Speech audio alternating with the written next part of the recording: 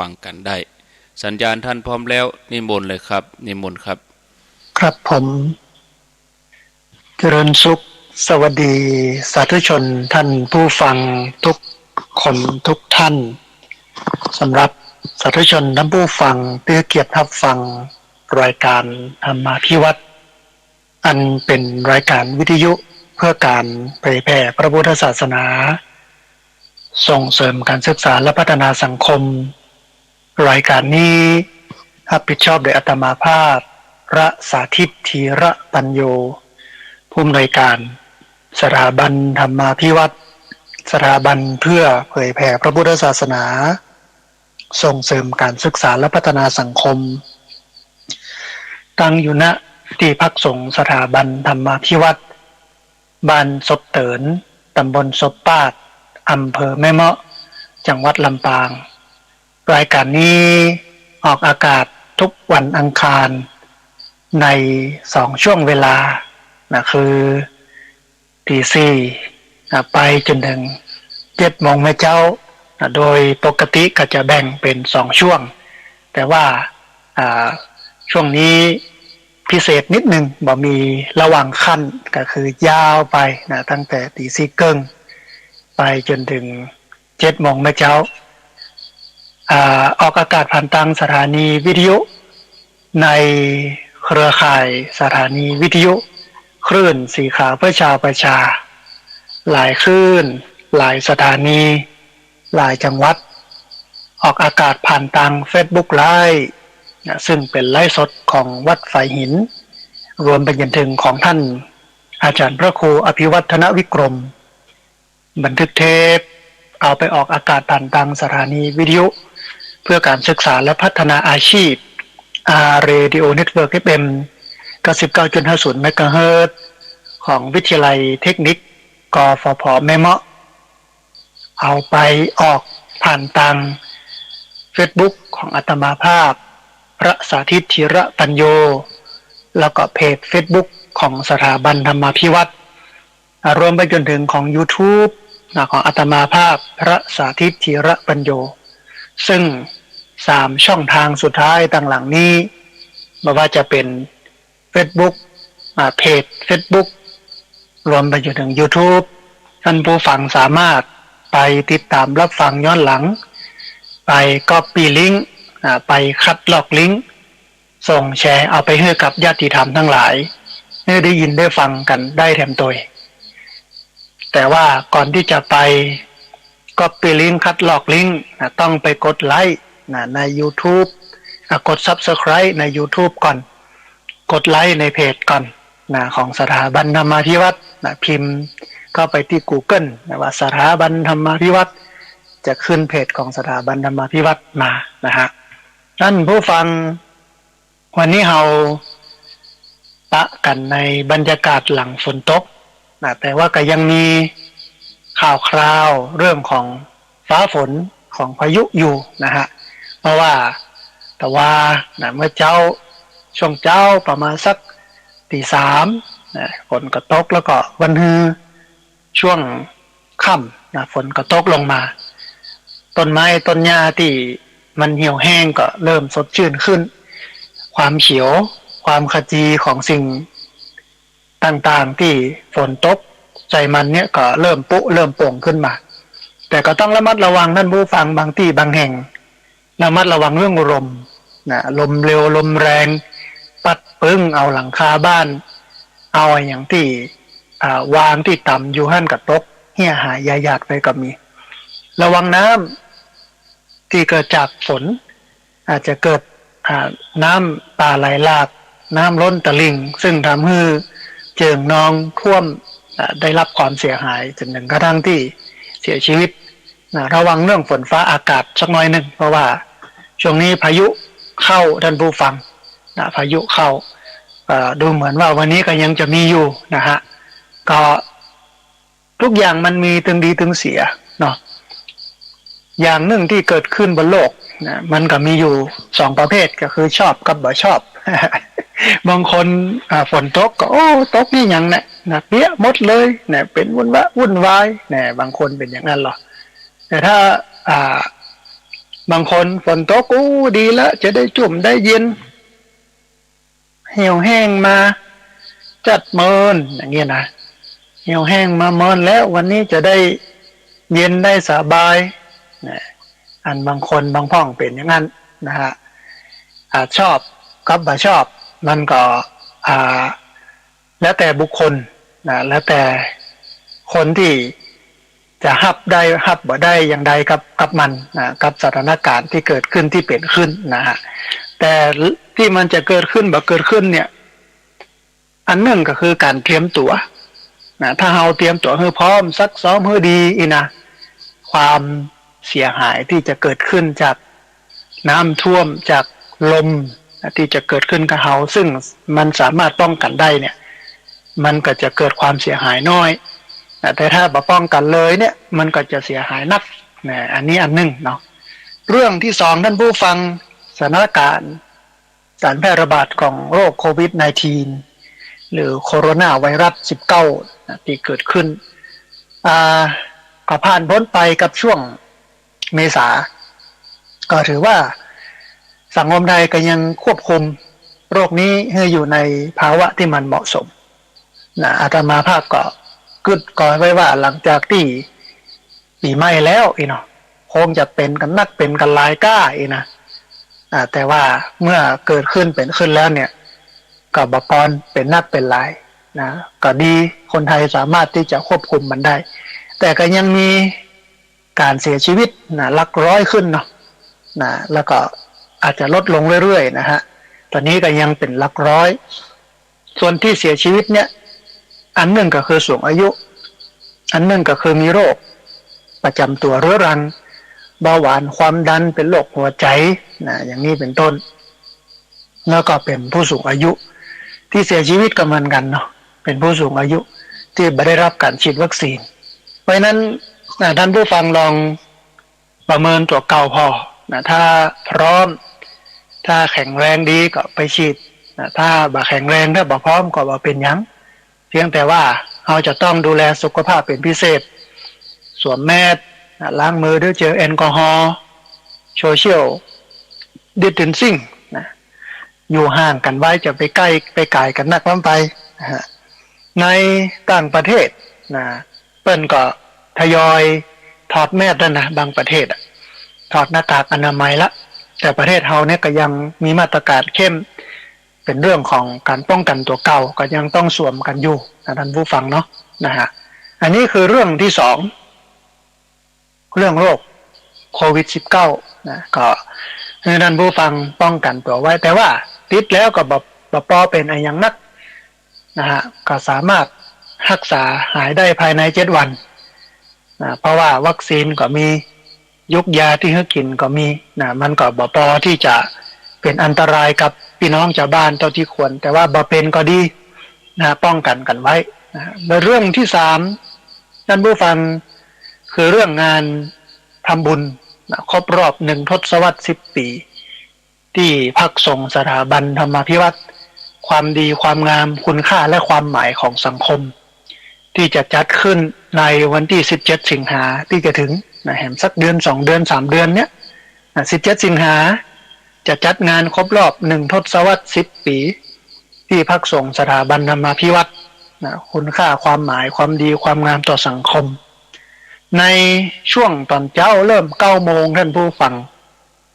ก็นิมนต์พระสงฆ์9 รูปมาเจริญพระพุทธมนต์นะซึ่งพระสงฆ์เจริญพระพุทธมนต์เสร็จแล้วเอาไหว้พระรับศีลตามกระบวนการเนาะก็มีการถวายทายธรรมถวายทายธรรมก่อนแล้วก็ถวายปัจจัย9 รูปนะฮะอันที่ผ่านมาเนี่ยได้บอกกล่าวอู้เอิญเชิญชวนญาติโยมได้มาร่วมเป็นเจ้าภาพนะก็มีอยู่4 ท่านตอนนี้นะฮะขอใจขออภัยท่านผู้ฟังมีอยู่4 ท่านนะมีอยู่4 ท่าน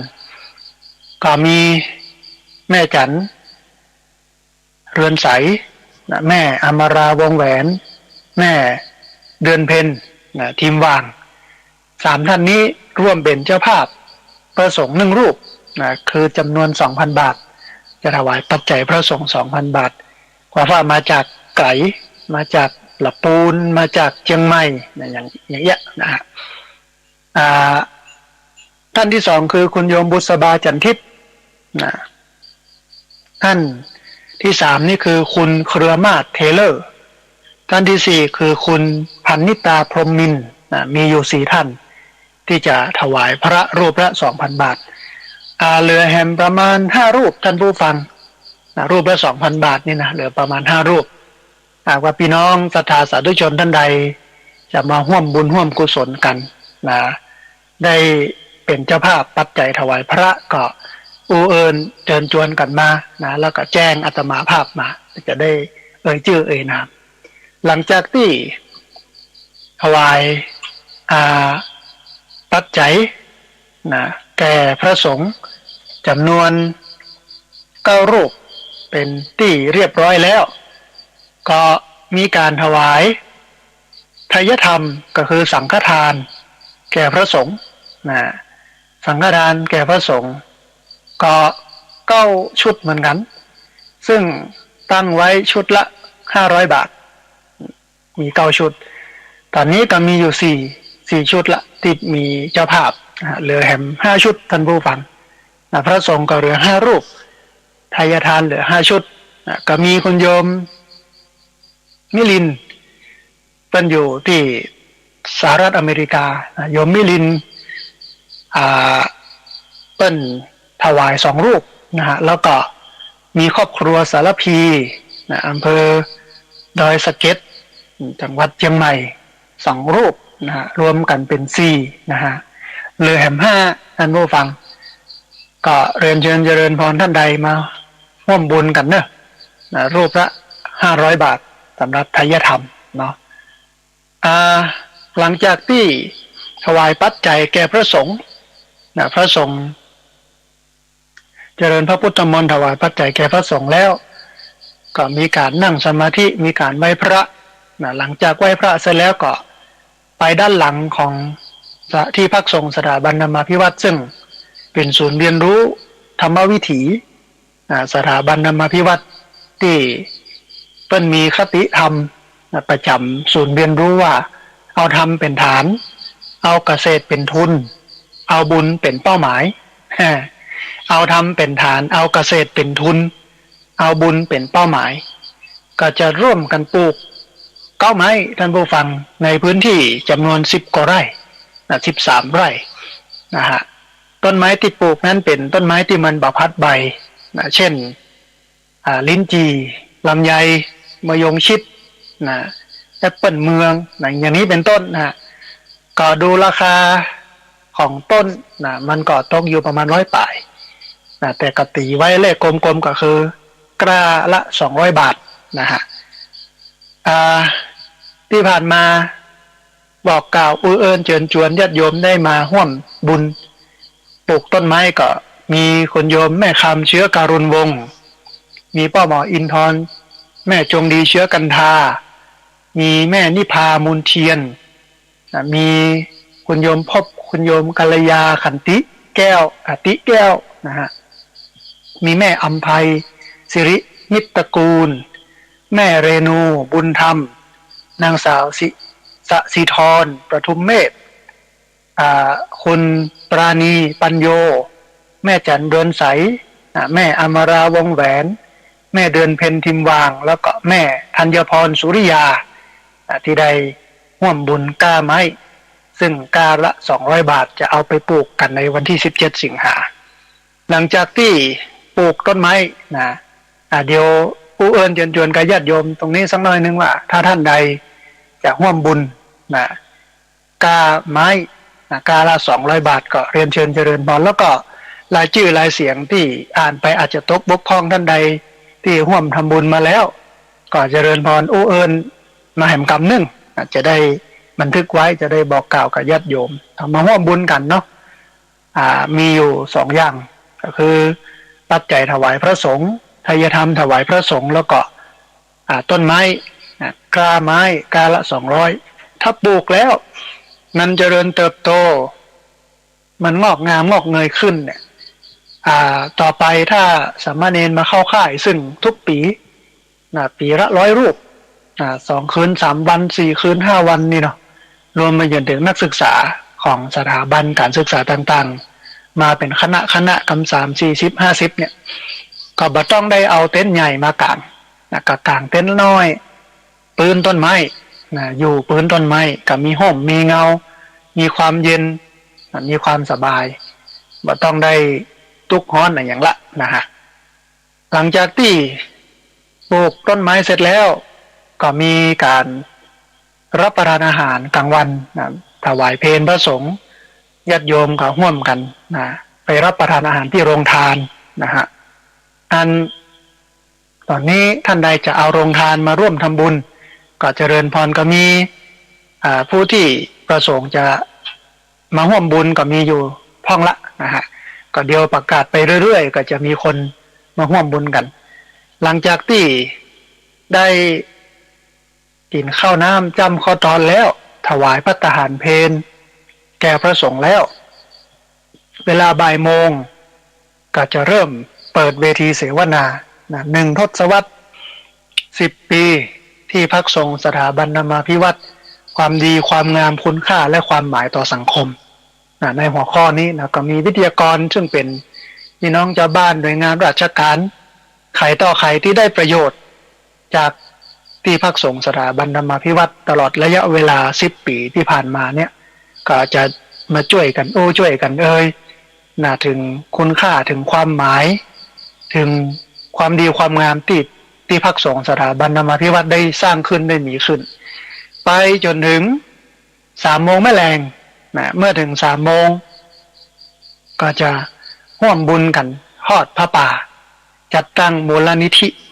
ที่พักสงฆ์สถาบันธรรมาภิวัตรถ้าได้ครบจำนวน 200,000 ก็จะไปจัดตั้งเลย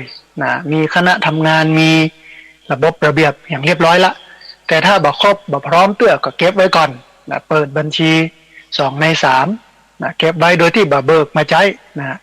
ครบ 200,000 เมื่อใดก็เอาไปจัดตั้งมูลนิธิผมว่าจะได้นักได้น้อยกะไว้ว่าประมาณสัก 50,000 นี่น่าจะได้ รอบแรกเนี่ยนะฮะแต่ถ้าได้นักได้เกินกว่านั้นก็เป็นอานิสงส์ถ้าเป็นมูลนิธิแล้วมันดีอย่างใดท่านผู้ฟังก็มันเป็นองค์กรที่กฎหมายรับรองเป็นนิติบุคคลสามารถ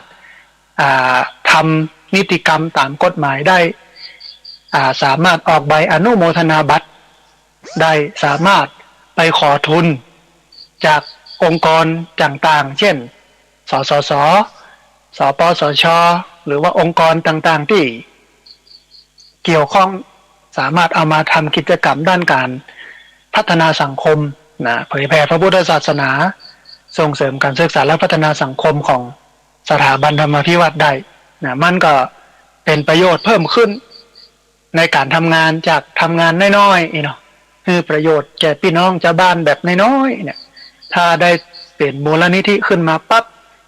ไปขอรับงบประมาณมาทำเช่นเรื่องของผู้ด้อยโอกาสผู้พิการติดเตียงเด็กละอ่อนเยาวชนเกษตรพอเพียงเรื่องสิ่งแวดล้อมเรื่องศิลปะวัฒนธรรมเรื่องการปฏิบัติธรรมสร้างวัดสร้างวาอย่างนั้นเนี่ยก็จะได้ง่ายขึ้นญาติโยมที่ต้องการใบอนุโมทนาบัตรก็ออกได้อย่างนี้นะฮะอันนี้ก็เป็นงานทำบุญครบรอบ1 ทศวรรษ 10 ปีที่พักสงฆ์สถาบันธรรมาภิวัตรซึ่งต้องอนุโมทนาบุญกับคุณโยมที่มาร่วมเป็นเจ้าภาพปัจจัยถวายพระสงฆ์เจ้าภาพไทยธรรมถวายพระสงฆ์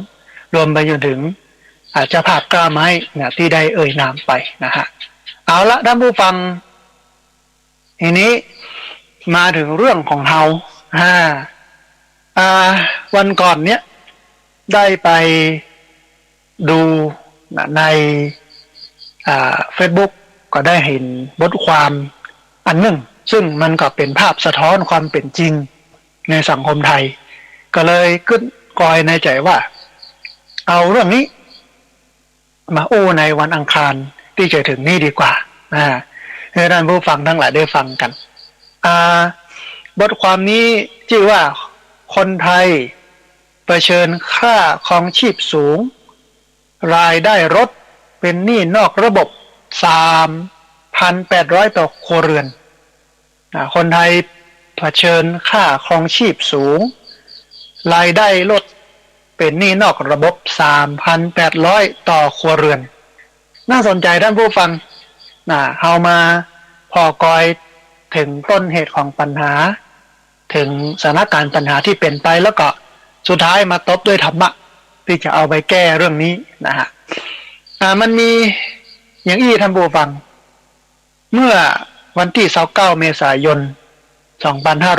2565ศูนย์วิจัยเศรษฐกิจหรือว่า TDB เปิดเผยว่าแนวโน้มรายได้สุทธิต่อครัวเรือนไทยเนี่ยปี2565เนี่ยลดลงจากปีก่อนเนื่องจากค่าครองชีพที่เพิ่มสูงขึ้นเร็วกว่ารายได้ประกอบกับภาระผ่อนจ่ายหนี้ครัวเรือนที่อยู่ในระดับสูงเป็นปัจจัยดันแนวโน้มกำลังซื้อเพิ่มความเปราะบางต่อภาวะการเงินของครัวเรือนไทยหลังผ่านจุดต่ำสุดของวิกฤตโควิด -19 ก็ยังก็ขึ้นราคาหมดท่านผู้ฟังน้ำมันแต่ว่าวันที่1แต่ว่าวันซืน1 พฤษภาคมน้ำมันดีเซลขึ้นเบนซินก็ขึ้นมาก่อนแล้วแซงหน้าไปพุ่นแล้วไข่ก็ขึ้นหมูก็ขึ้นน้ำมันพืชก็ขึ้นอย่างที่เป็นมาม่าก็ขึ้นเหมือนกันนะ อย่างเงี้ยนะฮะมันก็พอถึงเกิดภาวะความเป็นวิกฤตนะเพื่อนบอกว่าโดยเศรษฐกิจไทยในปี2565เนี่ยกำลังอยู่ในช่วงฟื้นตัวจากสถานการณ์โควิด -19 อย่างค่อยเป็นค่อยไปและมีข้อความเสี่ยงมากเนื่องจากการแพร่ระบาดจากโรคโควิด -19 สายพันธุ์ใหม่ก็คือโอมิครอนแล้วก็มาตรการการควบคุมการแพร่ระบาดที่ยังส่งผลกดดันต่อการฟื้นตัวของระบบเศรษฐกิจในประเทศประกอบกับความขัดแย้งระหว่างรัสเซียยูเครนที่เกิดขึ้นเนี่ยอย่างสงครามรัสเซียยูเครนถึงส่งผลกระทบต่อเฮาอันนี้เพราะว่าประเทศรัสเซียเนี่ยเป็นประเทศส่งออกน้ำมันเป็นอันดับ1อันดับ2ของโลกส่งปุ๋ยส่งผลิตภัณฑ์ทางเคมีอย่างนักออกเฮาก็เอามาจากรัสเซียเยอะเมื่อเกิดสงครามมันก็ทำให้การขนส่งการผลิตอย่างมันยากขึ้นก็เลยได้รับผลกระทบนะฮะมันบอกว่ามันส่งผลให้อัตราเงินเฟ้อทั่วไปเนี่ยเร่งตัวแล้วก็เศรษฐกิจไทยในระยะเวลาตั้งหน้าเนี่ยยังมีความบ่แน่นอนสูงเนี่ยคือผู้ประกอบการส่วนใหญ่จึงยังคงระมัดระวังการจ้างงานใหม่แล้วก็หากจำเป็นต้องจ้างแรงงานเพิ่มเติมจะเป็นการจ้างงานชั่วคราวมากกว่าจ้างประจำเพื่อให้สามารถควบคุมต้นทุนแล้วก็ปรับจำนวนการจ้างงานได้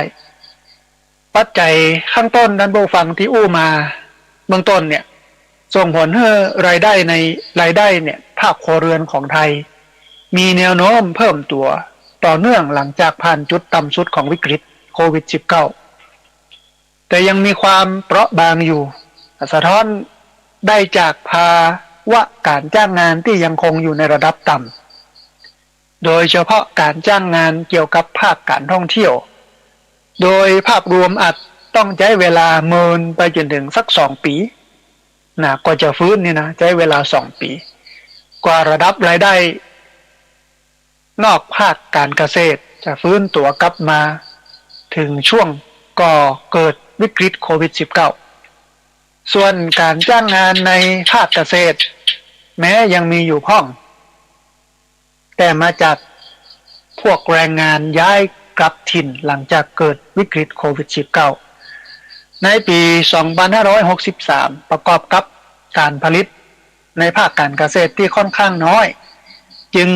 สร้างรายได้ให้แก่แรงงานต่ำกว่าเศรษฐกิจประเภทอื่นๆอยู่พ้องก็แต่ว่านี้ได้ฟังข่าวพี่น้องเป็นวันแรงงานเนาะเป็นวันแรงงานพี่น้องแรงงาน ที่ใจแรงงานนี่ก็ไปยื่นข้อเสนอให้รัฐบาลในการขึ้นค่าแรงขั้นต่ำจาก300 บาทเนี่ยเป็น490 บาทรัฐบาลก็แบ่งรับแบ่งสู้แต่ว่าก็รับหนังสือรับหลักการอะไรอย่างไปละแต่ว่าเพิ่งก็บอกว่าอาจจะขึ้นได้บ่ได้เนี่ยเดี๋ยวต้องดูเหตุดูปัจจัยอะไรอย่างหลายอย่างหรืออาจจะขึ้นได้อาจจะขึ้นได้บ่เยอะถึงขั้น490นี่นะทั่วประเทศเนี่ยแต่ว่าก็ต้องแยกบางจังหวัดขึ้นได้น้อยเดียวเพราะว่าราย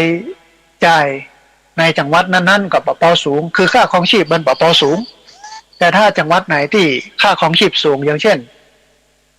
กรุงเทพและปริมณฑลเนี่ยก็จะขึ้นสูงขึ้นอย่างเงี้ยนะฮะทีนี้ท่านผู้ฟังในบทความมันบอกว่าเมื่อวิเคราะห์แนวโน้มรายได้ครัวเรือนจากผลสำรวจภาวะเศรษฐกิจและสังคมของครัวเรือนได้พบได้ปะว่าในปี 2564 ครัวเรือนไทยมีรายได้ต่อเดือนเฉลี่ยราวละ 23,500 บาทซึ่งเมื่อหักรายได้ที่บ่เป็นตัวเงินออกไปบอกว่าจะเป็นเงินอุดหนุนจากรัฐบาลในปี 2565 รายได้ครัวเรือนจะมีแนวโน้มขยายตัวตามทิศทางการเติบโตของเศรษฐกิจไทยที่ฟื้นตัวอย่างต่อเนื่องค่อยเป็นค่อยไปประกอบกับภาวะการจ้างงานโดยรวมที่ยังคงเปราะบางส่งผลให้ครัวเรือนที่มีรายได้น้อยจะมีรายได้ต่ำกว่านี้มากและก็รายได้เนี่ยอาจจะมีความบ่แน่นอนสูงด้วยเหตุนี้ท่านผู้ฟังรายได้ของครัวเรือนไทยโดยภาพรวมจึงยังมีความเปราะบางและบ่สามารถรองรับปัจจัยที่บ่คาดคิดได้นักในขณะเดียวกันการเพิ่มขึ้นของราคาพลังงานอย่างเช่นน้ำมันอย่างเช่นแก๊สแล้วก็สินค้าหกพันในตลาดโลกหลังเกิดวิกฤตรัสเซียยูเครนโดยเฉพาะการเพิ่มขึ้นของราคาอาหารสดที่กำลังสะท้อนถึงการเข้าสู่วิกฤตอาหารทั่วโลกได้ส่งผลให้ระดับราคาสินค้าในประเทศไทยในหมวดดังกล่าวเนี่ยปรับขึ้นอย่างรวดเร็วบอกว่าจะเป็นน้ำมันเอามาคั่วมาพัดซอสเสิร์ชไข่ไก่มาม่าจีนหมูขึ้นหมดนะฮะต้นทุนค่าครองชีพที่แพงขึ้นถือเป็นปัจจัยกดดันเพิ่มเติมต่อกำลังซื้อของครัวเรือนไทยในทุกกลุ่มแล้วก็ลดทอนความสามารถในการชำระหนี้ของครัวเรือนไทยโดยเฉพาะครัวเรือนกลุ่มรายได้น้อยที่มีสัดส่วนการบริโภคอาหารสดแล้วก็เชื้อเพลิงสำหรับใช้ในบ้านแล้วก็การเดินทางในระดับสูงซึ่งมีการปรับราคาเร่งตัวมากที่ราวประมาณ 15-16% จากระยะเดียวกันในปี 2564 เมื่อเปรียบเทียบกับราคาสินค้าในหมวดอื่นดังนั้นศูนย์วิเคราะห์เศรษฐกิจหรือว่า TTB เปิ้นประเมินว่าสัดส่วนค่าใช้จ่ายต่อครัวเรือนรายได้ของครัวเรือนไทยในกลุ่มที่มีรายได้รวม 25,000 ถึง 50,000 บาทต่อครัวเรือนเนี่ยจะเพิ่มขึ้นจาก 68% ในปี 2564 มาอยู่ที่ราว 75 ในปี 2565 นี้สำหรับครัวเรือนกลุ่มที่มีรายได้รวมอยู่ที่ 15,000 จนถึง 25,000 บาทเนี่ยจะเพิ่มขึ้นจาก 80% มาอยู่ที่ 80.87% แล้วครอบครัวเรือนกลุ่มรายได้รวมประมาณ 15,000 เนี่ยจะเพิ่มขึ้นจาก 90% เป็น 98% ทั้งนี้จากผลสำรวจภาวะเศรษฐกิจและสังคมของครัวเรือนในปี 2564 ปะว่าครัวเรือนไทยจะมียอดหนี้สินรวมโดยเฉลี่ยประมาณ280,000 บาทต่อครัวเรือนเมื่อ สมมติเมื่อระยะเวลาผ่อนชำระหนี้ที่5 ปีและอัตราดอกเบี้ย 5% ต่อปีครัวเรือนไทยโดยรวมเนี่ยจะมีภาวะผ่อนส่งหนี้สินราว 4,400 บาทต่อเดือนโดยเมื่อคำนวณสัดส่วนภาวะผ่อนหนี้เสียผ่อนหนี้สินต่อรายได้สุทธิหลังหักค่าใช้จ่ายในแต่ละเดือนกับปะว่าสัดส่วนดังกล่าวของครัวเรือนกลุ่มรายได้ 25,000 ถึง 5,000 25,000 ถึง 5,000 บาทต่อเดือนเนี่ยจะอยู่ที่ 0.88 ครัวเรือนกลุ่มรายได้ประมาณ 15,000 ถึง 20,000 เนี่ยจะมีสัดส่วนอยู่ที่ 0.95 ขณะที่ครัวเรือนกลุ่มรายได้ต่ำกว่า 1,500 บาทนะซึ่งก็มีนักในประเทศไทยเนาะต่ำกว่า 1,500 บาทเนี่ยนะมักมีรายได้บ่เพียงพออยู่แล้ว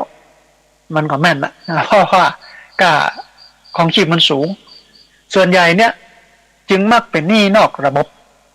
ซึ่งประจำเป็นต้องใช้หลักค้ำประกันแล้วก็ดอกเบี้ยเงินกู้ส่วนใหญ่นี่คิดเป็นรายวันหรือว่ารายสัปดาห์จึงทำให้บ่สามารถคำนวณหาสัดส่วนดังกล่าวได้หมวกกันนอกไปกู้นอกระบบนะฮะจากผลสำรวจของผลสำรวจ SES ปีที่ล่าสุดได้ปะว่าครัวเรือนไทยเนี่ยมียอดหนี้นอกระบบราวประมาณ 3,800 บาทต่อเดือนต่อครัวเรือนนะซึ่งคาดว่ามาจากครัวเรือนกลุ่มรายได้น้อยเป็นหลักดังนั้นเมื่อพิจารณาสัดส่วนภาวะผ่อนหนี้สินต่อรายได้สุทธิดังกล่าวก็ปะว่าครัวเรือนไทยส่วนใหญ่เนี่ยมีภาวะผ่อนหนี้ต่อเดือนค่อนข้างสูงตามสภาพปัญหาหนี้ครัวเรือนไทยที่เรื้อรังมาเมินมีเงินสดเก็บออมไว้ใช้ในยามฉุกเฉินน้อยมากโดยเฉพาะครัวเรือนกลุ่มรายได้รวมต่ำกว่า 25,000 บาทลงมาที่ส่วนใหญ่เนี่ยบ่มีเหลือเงินเก็บในกรณีอย่างอี้หากเกิดเหตุการณ์บ่คาดฝันขึ้นก็ยิ่งจะเพิ่มความเปราะบางให้แก่ภาวะการเงินของครัวเรือนไทยด้วยสถานการณ์ที่ รายได้สุทธิของครัวเรือนไทยในปี 2565 ปรับลดลงจากปีก่อนตามค่าของชีพที่แพงขึ้นประกอบกับภาวะผ่อนชำระหนี้ที่ยังมีอยู่ในระดับสูงภาครัฐอันนี้เป็นอันเป็นข้อเสนอแนะมันบอกว่าภาครัฐควรจัดการฟื้นฟูกิจกรรมเศรษฐกิจและการจ้างงานในประเทศให้กลับมาใกล้เคียงปกติให้ได้นักที่สุดอันนี้เปิ้นก็ฝากไว้ว่ารัฐบาลควรจะจัดกิจการฟื้นฟูกิจกรรมเศรษฐกิจแล้วก็การจ้างงานในประเทศให้กลับมาใกล้เคียงปกติสถานการณ์ปกติเนี่ยให้นักที่สุดมีการดูแลระดับราคาสินค้าโดยรวมให้เพิ่มขึ้นอย่างรวดเร็วออกมาตรการบรรเทาค่าใช้จ่ายแก่ครัวเรือนผู้มีรายได้น้อยรวมทั้งบริหารจัดการหนี้อย่างเหมาะสมโดยช่วยเหลือครัวเรือนกลุ่มเปราะบางแล้วก็หาการแก้ไขหนี้นอกระบบขณะเดียวกันผู้บริโภคก็ควรหาวิธีลดรายจ่ายต่อครองรายได้ที่มีอยู่เพราะหาช่องทางเพิ่มเติมรายได้แล้วก็บริหารจัดการหนี้ครัวเรือนอย่างเหมาะสมเช่นขอเจรจาปรับลดภาระผ่อนจ่ายต่อเจ้าหนี้ลดลงชั่วคราวเพื่อประคับประคองตัวเก่าให้ผ่านพ้นช่วงวิกฤตค่าครองชีพทับซ้อนวิกฤตโควิดในช่วงนี้ไปได้นะฮะก็ไปเจรจากับเจ้าหนี้ว่าขอลดการจ่ายลงอย่างพ้องได้ก่อนนะเพราะว่าช่วงนี้ภาวะเศรษฐกิจแล้วก็ภาวะโควิดวิกฤตเนี่ยมันทำให้เกิดความทุกข์ยากลำบากนะอันนี้ก็เป็นอันบทความที่ปรากฏในอินเทอร์เน็ตในหนังสือพิมพ์มติชนในคอลัมน์เส้นทางเศรษฐีออนไลน์นะเป็นวันเสาร์ที่30 เมษายนพุทธศักราช 2565ชื่อว่า คนไทยเผชิญค่าครองชีพสูงรายได้ลดเป็นหนี้นอกระบบ 3,800 บาทต่อครัวเรือนก็ที่เอามาอู้ท่านผู้ฟังทั้งหลายได้ฟังเนี่ยเพราะว่าหนึ่งมันเป็นความจริงแล้วสองมันเป็นปัญหาแล้วก็หลายผู้หลายคนก็กำลังเผชิญกับปัญหานี้อยู่โดยเฉพาะปัญหาหนี้สินปัญหารายจ่ายรายได้บ่สัมพัทธ์หรือว่าบ่สมกับรายจ่ายคือรายได้น้อยแต่จ่ายเยอะนะฮะแล้วก็ปัญหาค่าของชีพสูงขึ้นเรื่องอาหารการกินเรื่องน้ำโมกน้ำมันนะเรื่องอะไรอย่างต่างๆซึ่งพระเองเนี่ยก็จำเป็นจะต้องมา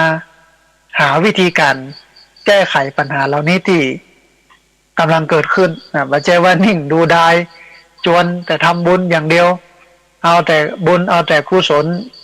จวนเปิ้นทำบุญสุนทานแปลงหั่นแปลงนี่อย่างเดียวโดยที่บ่าเหลียวแลญาติโยมนะบ่พ่อบ่กอยบ่เข้าไปช่วยเหลือฟื้นฟูเนี่ยอย่างนักบ่ได้ก็อย่างน้อยก็เฮือกำลังอกกำลังใจนะที่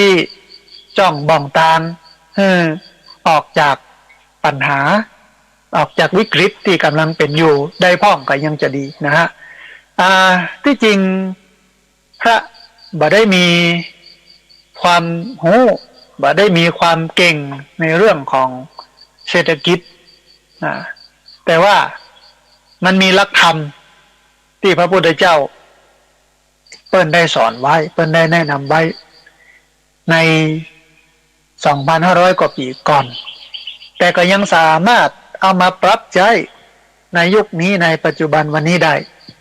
มันยังมีความทันสมัยมันยังมีความที่สามารถเอามาแก้วิกฤตที่กำลังเกิดขึ้นนี้ได้นะฮะไปพอกอยในธรรมะที่มันมีอยู่เนี่ยก็ได้พบอยู่อันหนึ่งอย่างที่ท่านผู้ฟังได้เคยได้ยินได้ฟังกันก็คือหัวใจเศรษฐี ใครเป็นเศรษฐีเนี่ยต้องเอาคาถานี้ไปใช้ในชีวิตประจำวันนี่นะเป็นคาถาหัวใจเศรษฐีก็คือเป็นคำอู้เป็นคำบอกเล่าของพระพุทธเจ้าเรื่องของหัวใจเศรษฐีแต่ว่าประเจ้ให้เอาไปท่องนะ คือพระพุทธศาสนาเนี่ยคำสอนเป็นเรื่องเป็นหมวดเป็นหมู่เราเข้าไปเรียนรู้แล้วเอามาปฏิบัติมันถึงจะได้ผลต่อตัวเรามันก็เหมือนกับยาท่านผู้ฟังยานี่เน็ตยานี่ดีแต่เราเอาไว้ในตู้ยาบ่เคยเอามากินสักเตื้อมันก็บ่มีคุณค่าแล้วก็บ่มีความหมายอย่างยาจะมีคุณค่ายาจะมีความหมายก็ต่อเมื่อเราเอามากินเหมือนกันกับคำสอนในทางพระพุทธศาสนาจะได้มรรคได้ผลเนี่ยต้องเอามาปฏิบัติโดยเหตุนี้โดยการที่จะต้องเอานำธรรมะมาปฏิบัตินี้พระพุทธศาสนาจึงบ่มีเรื่องของการดลบันดาลจึงบ่มีเรื่องของอิทธิฤทธิปาฏิหาริย์การเสกเป่าใดๆทั้งสิ้นซึ่งวันนี้ชาวพุทธก็ไปผิดทางหลงทางท่านผู้ฟังชาวพุทธหลงทางไปไหว้พระขอบนบานศาลเก้าตอนเนี้ยไหว้ยักษ์ท้าวเวสสุวรรณไปบนบานศาลเก้าขอให้อยู่ดีมีสุขขอให้ร่ำรวยเงินทองแต่ก่อนกับพิฆเนศก่อนหน้านั้นก็จตุคามรามเทพก่อนหน้านั้นก็ตุ๊กตาลูกเทพ มันเป็นสินค้าที่คนผลิตออกมาขายเพื่อขายให้กับตลาดศรัทธาปลุกปั่นกระแสขึ้นมาให้เกิดความน่าเชื่อถือว่าขลังว่าศักดิ์สิทธิ์ว่าบูชาหรือว่ามีครอบครองแล้วก็จะร่ำจะรวยมีเงินมีทองมีความสุขเนี่ยซึ่งโดยความเป็นจริงนั่นบ่เป็นอย่างนั้นสักคำมันบ่ใช่ถ้ามันเป็นอย่างนั้นจริงเนี่ยคนในประเทศไทยเนี่ยก็รวยกันหมดแล้ว เพราะฉะนั้นในทางพระพุทธศาสนาการเสกเป่าการดลบันดาลอิทธิฤทธิปาฏิหาริย์เนี่ยเปิ้นบ่ฮื้อเข้าไปยุ่งถึงมันจะมีบ่มีบ่ฮู้นะบ่ฮื้อสนใจมุ่งปฏิบัติตามหลักธรรมแต่ว่าชาวพุทธส่วนใหญ่หลงทางแท้ๆท่านผู้ฟัง หุมชอบนะไปไหว้ท้าวเวสสุวรรณไปไหว้จตุคามไปไหว้อันพิฆเนศเดี๋ยวบอกว่าเดี๋ยววันหน้าก็จะมีสินค้าอย่างไอ้ไข่นะไอ้ไข่ ซึ่งก็เป็นสินค้าที่ยังจตุคามรามเทพเดียวนี่บ่มีกล้ามีสินอย่างซะอย่างเฮียหายาหยาดแต่มันเป็นสินค้าที่ปนอมออกมาจุขายหลอกเอาเงินนะเป็นการตลาดของคนเนาะชาวพุทธก็หลงเชื่อนะซึ่งถ้าเป็นชาวพุทธที่มีลักเป็นชาวพุทธที่นักแน่นในลักนะบางคนก็โอ้เข้าวัดมาเมินเนี่ยนะมันก็บ่ได้บอกว่าคุณเป็นชาวพุทธเมินนะพูดจริงเนี่ยก็คือเรื่องของความเป็นเหตุเป็นผลเพราะว่าพระพุทธเจ้าสอนเหตุผลหรอสร้างเหตุถึงได้ผลนั้นมาจากเหตุสร้างเหตุดีก็ผลดีสร้างเหตุชั่วก็ผลชั่วได้รับกรรมหรือได้รับผลของเหตุที่สร้างนั้นอย่างเงี้ยนะฮะนี่คือหลักการของพระพุทธศาสนาอยากได้ต้องลงมือทำนะอยากได้ต้องลงมือทำตามหลักการตามกระบวนการบัจจัยจะมีอะไรอย่างเสกเป่าลอยมาอิทธิฤทธิปาฏิหาริย์ดลบันดาลให้มีความสุขตลอดระยะเวลาของพระพุทธเจ้าที่มีพระชนมชีพอยู่เนี่ยท่านผู้ฟังพระพุทธเจ้าบอกเคยใช้อิทธิฤทธิปาฏิหาริย์ไปดลบันดาลให้ใครอยู่ดีมีสุขนะมันมีแต่สอนธรรมะนะแนะนำธรรมะบอกธรรมะให้เขาไปปฏิบัติเองเพราะว่าธรรมะมันเป็นเรื่องปัจจตังรู้ได้โดยเฉพาะตนมีแนวทางของไปของมันเปิ้นก็บอกแนวทางชี้แนวทางคือเหมือนกับที่เปิ้นบอกว่าอักขาตาโรตถาคตาตถาคตเป็นแต่เพียงผู้ชี้ทางทางมีอยู่นี่ทางพ้นทุกข์มีอยู่นิพพานคือความพ้นทุกข์มีอยู่เราบ่สามารถที่จะไปจูงมือไปดึงแขนไปแบกเพื่อเธอเดินไปบนเส้นทางนั้นได้แต่เราบอกแล้วเธอจะเดินบ่เดินก็เรื่องของเธออันนี้คือพระพุทธศาสนาท่านผู้ฟังคือที่อู้เนี่ยหมายความว่าต้องเอามาปฏิบัติพุทธศาสนาเป็นศาสนาแห่งการปฏิบัติอู้ถึงเรื่องของความเพียรในการปฏิบัติอู้ถึงเรื่องของการลงมือทำกัมมะวาทีอู้ถึงเรื่องของการลงมือทำวิริยะวาทีอู้ถึงเรื่องของความเพียรแต่ประเดี๋ยวเนี่ยชาวพุทธมันหลงทางเอาตุ๊กตาลูกเทพเอาไอ้ไข่เอายักษ์เอาจตุคามเอาอย่างต่ออย่างกลายเป็นว่าแม้แต่พระพุทธรูปที่อยู่ในวิหารก็ไปฮื้อคุณค่าและความหมายใหม่จากพระพุทธรูปคือตัวแทนของพระพุทธเจ้าก็เป็นหลวงพ่อนั่นหลวงพ่อนี้สามารถดลบันดาลให้ร่ำให้รวยให้อยู่ดีมีสุขซึ่งมันผิดหลักการของศาสนาประเพณีวัฒนธรรมหลายอย่างก็บิดเบี้ยวไปจากคำสอนของพระพุทธเจ้านักต่อนักก็มองว่าถึงวันนี้เฮาไกลจากพระพุทธศาสนานักความเป็นพุทธที่ทำกันอยู่นี่เนี่ยมีน้อยเดียวนะหรือแทบจะบ่เหลือความเป็นพุทธเลยเป็นเรื่องของผีเป็นเรื่องของพราหมณ์ไปเหี้ยแต่เฮาก็ปฏิญาณตนว่าพุทธังสรณังคัจฉามิธัมมังสรณังคัจฉามิสังฆังสรณังคัจฉามิก็ขอเอาพระพุทธพระธรรมพระสงฆ์เป็นที่เพิ่มแต่ไปปฏิบัติวิธีการของผีของพราหมณ์ ซึ่งว่าน่าตลกตันบูบังเพราะฉะนั้นมันต้องมาทำความเข้าใจความเป็นพุทธให้ชัดขึ้นอาตมาใช้คำว่าคืนสู่อ้อมกอดของพระพุทธเจ้าที่จริงทุกครั้งที่โยมนิมนต์ไปนะสมัยก่อนเนาะไปร่วมงานพิธีกรรมขึ้นบ้านใหม่งานทำบุญบ้านงาน100 วันงานอย่างนี้นะอึดอัดทุกครั้งในการไปทำบุญเหล่านั้นเพราะว่ามันปลอมปนไปด้วยพิธีกรรมพราหมณ์มันไม่ได้เป็นพุทธความเป็นพุทธเหลือน้อยเดียวอย่างเช่นเวนตาลอย่างเงี้ยอันนั้นเป็นพราหมณ์เทพพระเทพก็ใช้คัมภีร์เดิมคือมหาวิบากกับมาลัยโพธิโลกซึ่งเป็นทำนองและคำบะเก่าบะเกี้ย80 ปีโบราณแล้วคนสมัยใหม่เนี่ยฟังบ่รู้เรื่องทำให้มันเป็นพิธีปอเซตไปก่อนแล้วละเฮือดานเฮืออย่างละทำบุญละถามว่าปัญญามันบ่เกิดเพราะทุกครั้งที่ทำบุญ มันจะต้องเกิดศีลสมาธิและปัญญาเพราะชาวพุทธจะต้องปฏิบัติตามหลักของศีลสมาธิปัญญานี้เกิดศีลขึ้นมาก็โอ้งดเว้นจากการฆ่าสัตว์งดเว้นจากการลักทรัพย์งดเว้นจากการประพฤติผิดในกามงดเว้นจากการอู้ปดอู้ส่อเสียดอู้เพ้อเจ้อเหลวไหลไม่เป็นความจริงงดเว้นจากเรื่องของการดื่มสุราและของมึนเมาศีลต้องมีแต่นี้ก็จัดงานไปตัวกินเหล้าไปตัว ตั้งบนทำบุญตั้งร่วมตั้งโต๊ะกินเหล้าเนี่ยมันก็มาเรืออย่างแล้วนะฮะศีลสองสมาธิมันจะมีอยู่ได้บึดเอานั้นมาวางบึดเอานี้มาแม่ครัวอันนั้นขาดอันนี้อันนั้นความวุ่นวายมันเกิดโดยความที่เราไม่ได้จัดระบบนะสมาธิก็มีปัญญาคือเรื่องของเหตุผลนะเรื่องของการเข้าใจเรื่องของการปานความเข้าใจเรื่องของการอุทิศนะครับผู้ตายเรื่องของการทำบุญบ่มีในหัวนะสรุปแล้วทำบุญตัวหนึ่งเนี่ย100%ได้สัก1%เนี่ยเผลอติดลบด้วยซ้ำนะฮะนี่คือชาวพุทธเท่ากับพ่อบานถึงอนาคตตั้งหน้าเนาะถ้ายังขืนทำกันเลยว่ายังคืนเป็นกันเยอะอย่างอี้นะมันบานแนวทางนะในการจะทำให้มันอยู่รอดปลอดภัยหรือว่าทำให้มันดีขึ้นนะรวมไปถึงวิกฤตอื่นๆที่เกิดขึ้นตัวนะฮะกตวานี้ก็ได้อู้กับลูกศิษย์ว่า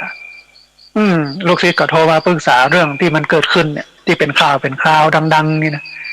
เรื่องพระเนี่ยก็บอกว่าเป็นเรื่องธรรมดามันก็จะมีแหมต่อไปเรื่อยๆอีกอะตราบใดที่เราบ่ได้แก้ปัญหา2 อย่างเนี่ย1พัฒนาคนภายใน2ป้อนคนดีเข้ามาก็คือบ่แก้ปัญหา2 อย่างนี้บ่พัฒนาคนภายในให้เพิ่นได้ศึกษาธรรมะได้ปฏิบัติธรรมะได้เผยแผ่ธรรมะอย่างถูกต้องแล้วก็บ่ป้อนคนดีคนมีความสามารถเข้ามาปัญหาอีกก็ต้องเกิดแล้วก็ถึงจุดหนึ่งก็จะล่มสลายพระพุทธศาสนาแต่อาจจะบ่ใช่ยุคเฮานะอาจจะเป็นหลังจากเฮาไปเพราะนั้นก็ต้องพัฒนาบุคลากรภายในแต่ถึงวันนี้พระสงฆ์หน้าที่ของพระสงฆ์ก็คือผู้รับทานนะหลายคนก็อุ้นไปนักกว่านั้นว่าเป็นผู้รับจ้างในการประกอบพิธีซึ่งที่จริงถ้ามองโดยภาพรวมแล้วมันก็เป็นอย่างนั้นแต่ไปถึงก็ไปสวดเทวากับฮับ2แล้วก็กลับเป็นเจ้าพิธีกรรมประกอบพิธีสะเดาะเคราะห์สะเดาะนามพิธีทำบุญสืบชะตาเป็นเรื่องของเจ้าพิธีบ่ใช่ไปเผยแผ่พระพุทธศาสนานะแล้วก็อันหนึ่งคือบ่ป้อนคนดีๆเข้ามาคนดีๆคนเก่งๆคนลกๆก็เพื่อไปเป็นหมอเป็นตำรวจเป็นทหารเป็นครูเป็นอะไรอย่างวิศวกรเป็นหมดถ้ามันบ่ดีมันลึกก็เอาไปฝากไว้ที่ตุลุง แล้วถามว่ามันจะดีได้อย่างไรท่านผู้ฟังโอเคละถึงบ่ดีเข้ามาถ้ามีการฝึกหัดมีการคัดเกลามันก็ดีขึ้นได้นะพุทธศาสนาเป็นอย่างนั้นแต่ว่าบ่ดีแล้วก็บ่เข้ามาแล้วก็บ่ได้ฝึกมัวแต่ไปฮับคิดนิมนต์อย่างเงี้ยอย่างกรณีที่เป็นข่าวคนหนุ่มเนาะอายุ20 กว่าปีมาบวชได้2-3 พรรษานะบ่ได้เรียนนักธรรมชั้นตรีชั้นโทชั้นเอกใดๆเลยบ่ได้ศึกษาธรรมะบ่ได้ปฏิบัติธรรมะเลยแต่ว่าอาศัยต้นทุนเดิมจะคือความเป็นคนเล่นหนังตะลุงเป็นนายหนังตะลุงนะมีคารมมีกำอู้แล้วก็มีความสามารถด้านนี้นะก็เอามาจับธรรมะที่เป็นธรรมะพื้นฐานอู้เรื่องกรอนอู้เรื่องคำคมให้ญาติโยมสบายใจคนก็ตีเต็มแต่ด้วยความที่ไม่ได้ฝึกไม่ได้ปฏิบัติธรรม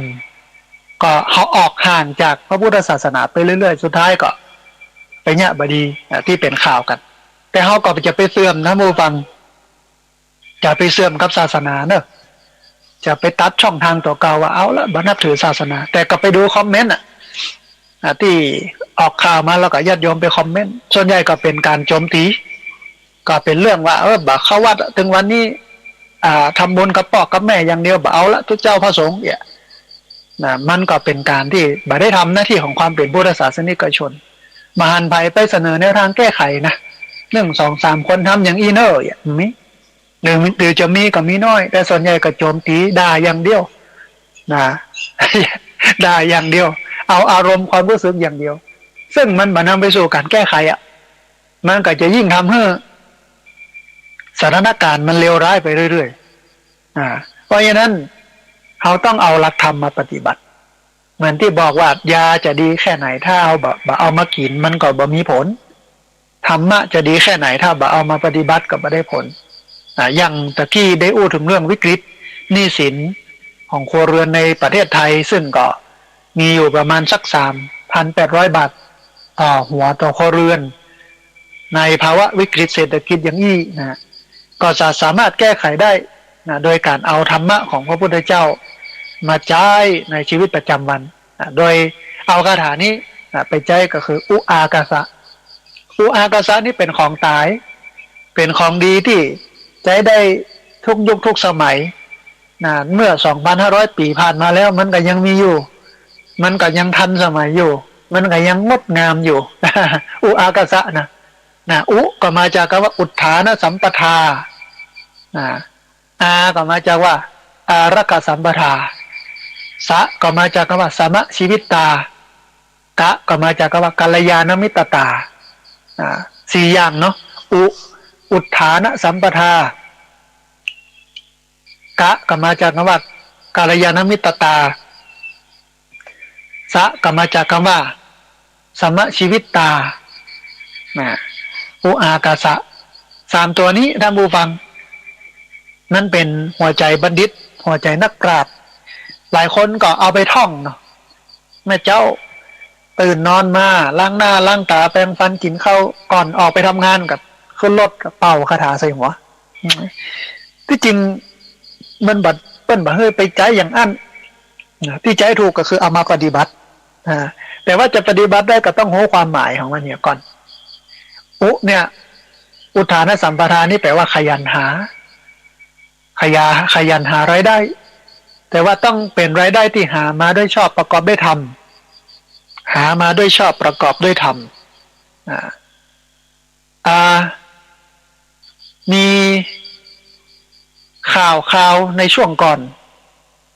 ได้อู้ถึงคนที่ขยันทำมาหาเงินจากงานประจำที่ต้องเข้า8 โมงออก4 โมงไม่แรงมาแล้วเมื่อคืนก็ไปขายปลาหมึกปิ้งทำงานในรายได้ทางอินเทอร์เน็ตนะคือคนแบบเดียวนี่ลำพังการหาเงินช่องทางเดียวมันแบบพอกินต้องขยันหาแต่ว่าต้องหามาด้วยชอบประกอบด้วยธรรมต้องตั้งอยู่บนฐานธรรมนะบัดต้องมีใจไปโลภไปลักไปขโมยไปทุจริตคนอื่นอันนั้นมันเป็นทางที่มันบ่ถูกต้องขยันหาเพื่อนดึงบอกว่าความคนขยันบ่มีทางอดตายอย่างที่มหาวิทยาลัยในโจงานหนักไม่เคยฆ่าคนเพื่อนดึงว่าอย่างนั้นเนาะก็เพิ่มนักขึ้นเพิ่มงานนักขึ้นลดรายจ่ายแล้วก็เพิ่มรายได้นี่มันเป็นทางรอดเนาะขยันหาเนี่ยขยันเสาะขยันหาในการหาเงินหาทองขยันรักษาแหมอันหนึ่งกัลยาณมิตรตาอารักขสัมปทาอารักขสัมปทาเนี่ยแปลว่าขยันรักษาขยันเก็บออมที่จริงในหมวดนี้สามารถเอาหลักของโภควิภาคมาใช้ได้เลยเอาหลักของโภควิภาคมาใช้ได้เลย1แบ่งเงินออกเป็นส่วนๆเอาไว้กินไว้ใช้ส่วนหนึ่งเอาไว้จินใจเนี่ยรวมไปถึงทำบุญทำทานอย่างตัวนะอันที่2เอาไว้ลงทุนอันที่3เก็บเอาไว้ฉุกเฉินแต่คนณปัจจุบันวันนี้มันแบบมีอย่างนี้มันบ่พอนอกจากบ่พอก็เป็นหนี้แถมจะเอาที่ไหนมาเก็บกันว่าอย่างนั้นมันเป็นอย่างนั้นแต่ว่าถ้าขยันรักษาไว้ขยันรักษาไว้อารักขสัมปทาได้เนี่ยมันดีถ้าฉุกเฉินมามันก็จะมีได้ใจหรือบ่มีได้ใจเงินที่เราสะสมมาก็สามารถเอาไปลงทุนสร้างกำไรเพิ่มเติมสร้างมูลค่าเพิ่มได้แต่จะรอเก็บเนี่ยมันบ่มีให้เก็บต้องเก็บก่อนใจแต่บ่ต้องนัด แต่สม่ำเสมอสมมติพี่น้องเดือนละ500เนี่ยเก็บไว้เดือนละ500ทุกเดือนเงินเดือนออกก็หักไว้เลยมาเอาไปใช้อย่างเตื้อเองนะเก็บไว้อย่างเงี้ย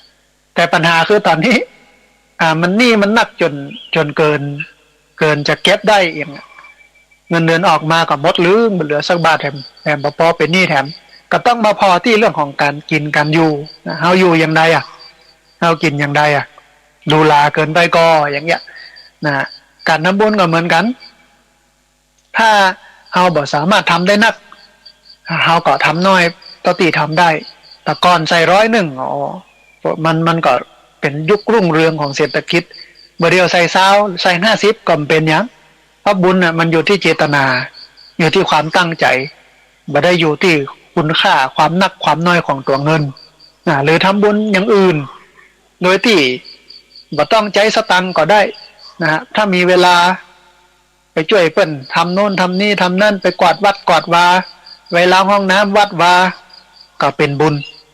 อย่างอันวันที่17สิงหาคม2565เนี่ยที่จะเกิดขึ้นเนี่ย1 ทศวรรษที่พักสงฆ์สถาบันธรรมาภิวัตน์ก็มีการปลูกต้นไม้ด้วยลูกเขาก็ไปปลูกก็เปิ้นถึงแม้บ่ได้ให้ได้หอมหรือว่าจะหอม20 บาทก็ได้ไปปลูกก็เปิ้น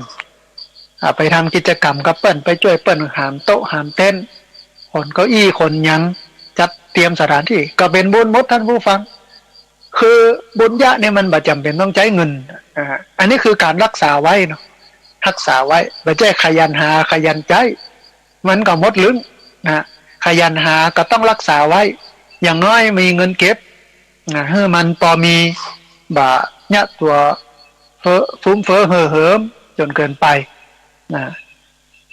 อุอากาสะเนาะอุทานสัมปทา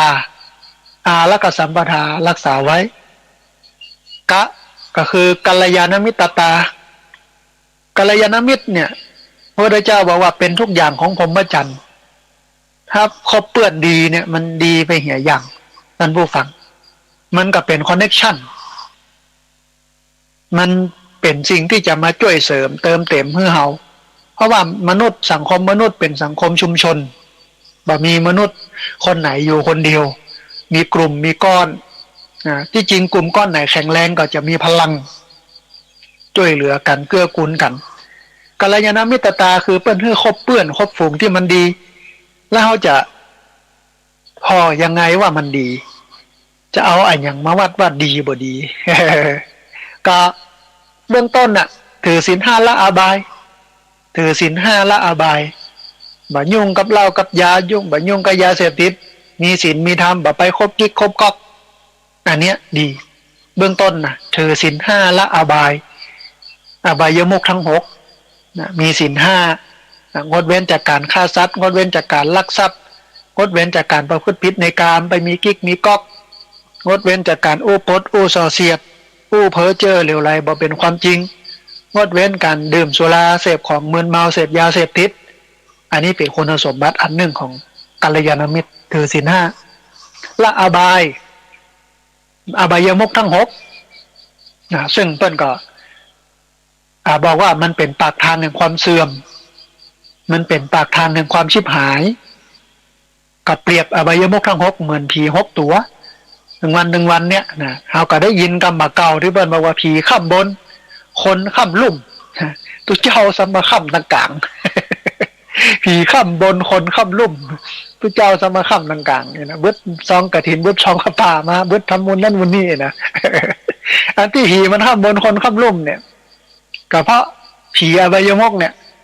มีอย่างพ่องผีตัวที่1ชอบดื่มสุราเป็นอาจินไม่ชอบกินข้าวปลาเป็นอาหารผีตัวที่2ชอบเที่ยวยามวิกาลไม่รักลูกรักบ้านรักเมียตนผีตัวที่3ชอบเที่ยวดูการละเล่นไม่ละเว้นบาขับละครโขนผีตัวที่4คบมิตรชั่วมั่วกับโจร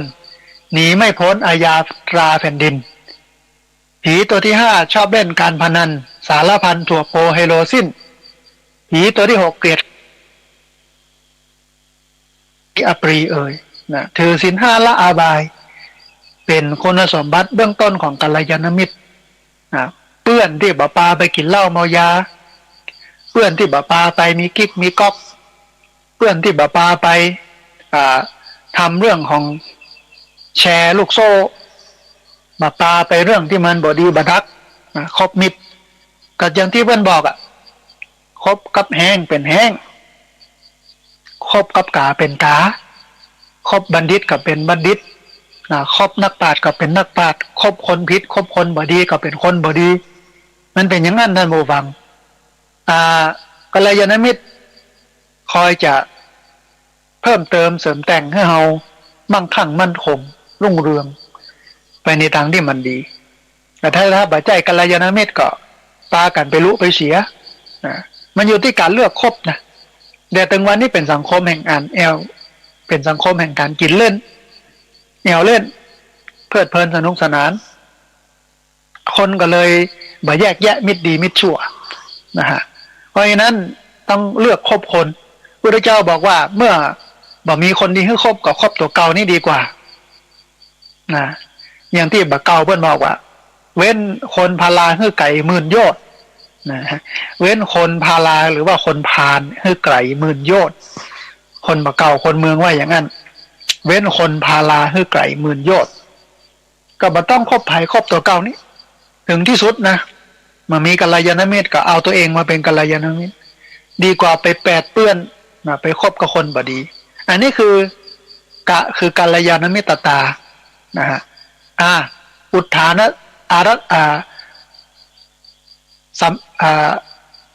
ขยันหารักษาไว้ใกล้บัณฑิตแล้วก็สุดท้ายเลี้ยงชีวิตเหมาะสม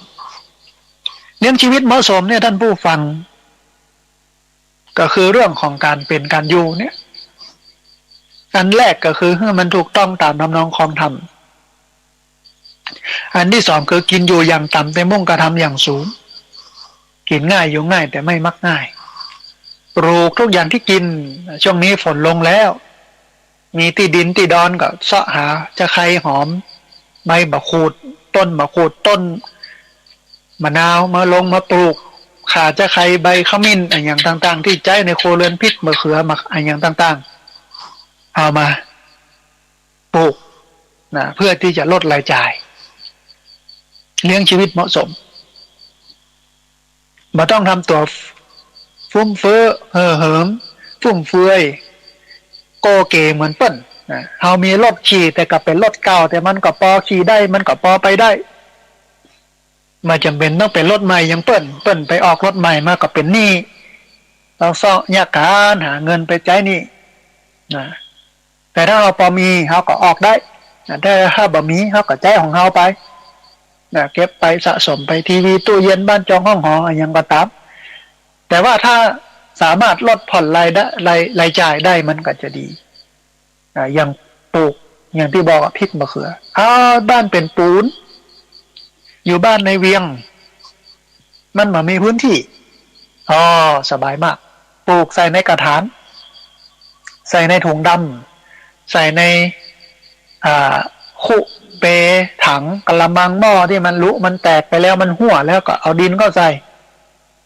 เอากากมะพร้าวเข้าใส่ก็ปลูกในหั่นได้ขยันรดน้ำเดี๋ยวมันถึงออกคนจีนนั่นผู้ฟังคนจีนมันบอกว่าประเทศไทยนี่สมบูรณ์มากในยุคก่อนๆที่เปิ้นหนีจากประเทศจีนมาประเทศไทยนะประเทศไทยสมบูรณ์ประเทศไทยอุดมสมบูรณ์อู้กันในวงกินข้าวหรอกพ่อแม่ลูกอาม่าอากงอาเตียอย่างนี้นะอู้กันในวงข้าวสอนโลกสอนหลานว่าประเทศไทยอุดมสมบูรณ์เนอะลูกก็บอกว่ามันสมบูรณ์อย่างไรตาอากงอาเตียเนาะอากงอาเตียกับเสียบไม้ตะเกียบลงในจานข้าวคนจีนเปิ้นกินข้าวเปิ้นใช้ตะเกียบโลกกีบเอาเสียบลงในจานข้าว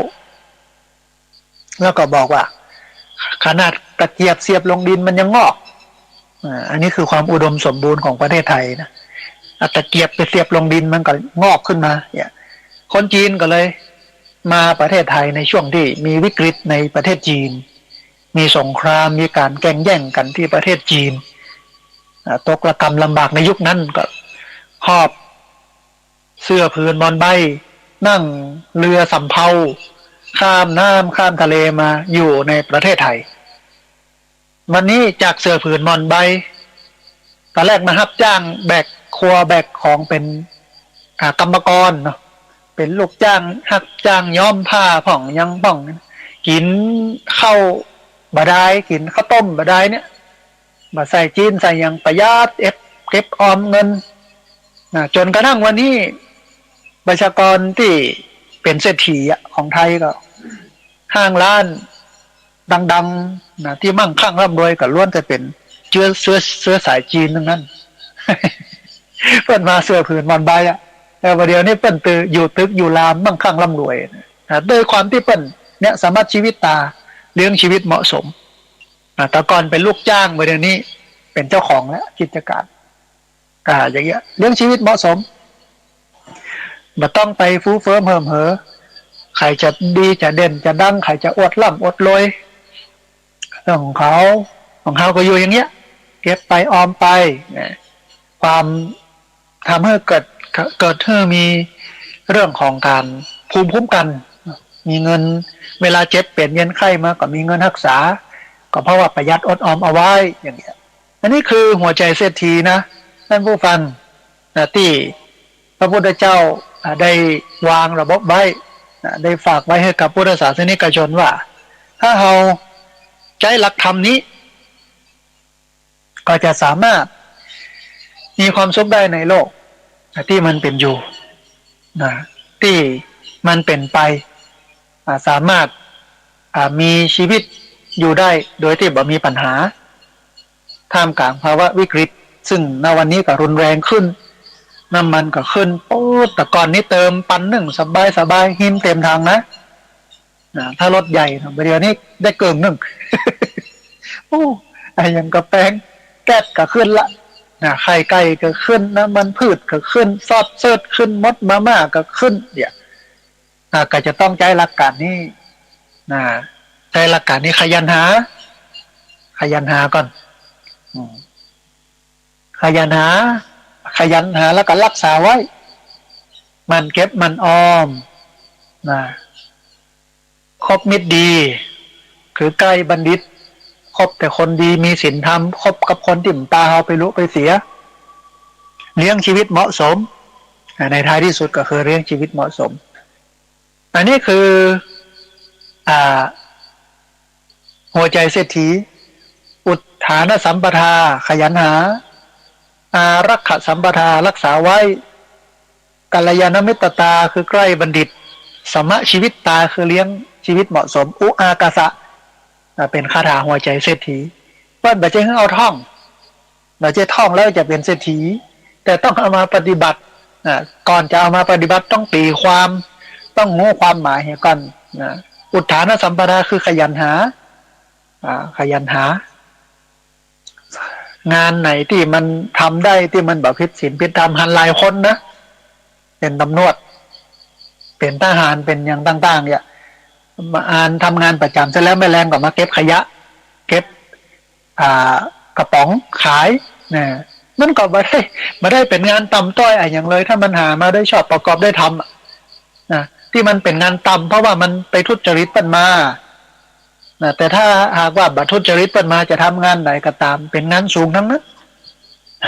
ทำด้วยจิตใจสูงทั้งนั้นนะฮะยิ่งมาเก็บขยะเก็บกระป๋องกระแปงขวดน้ำขาย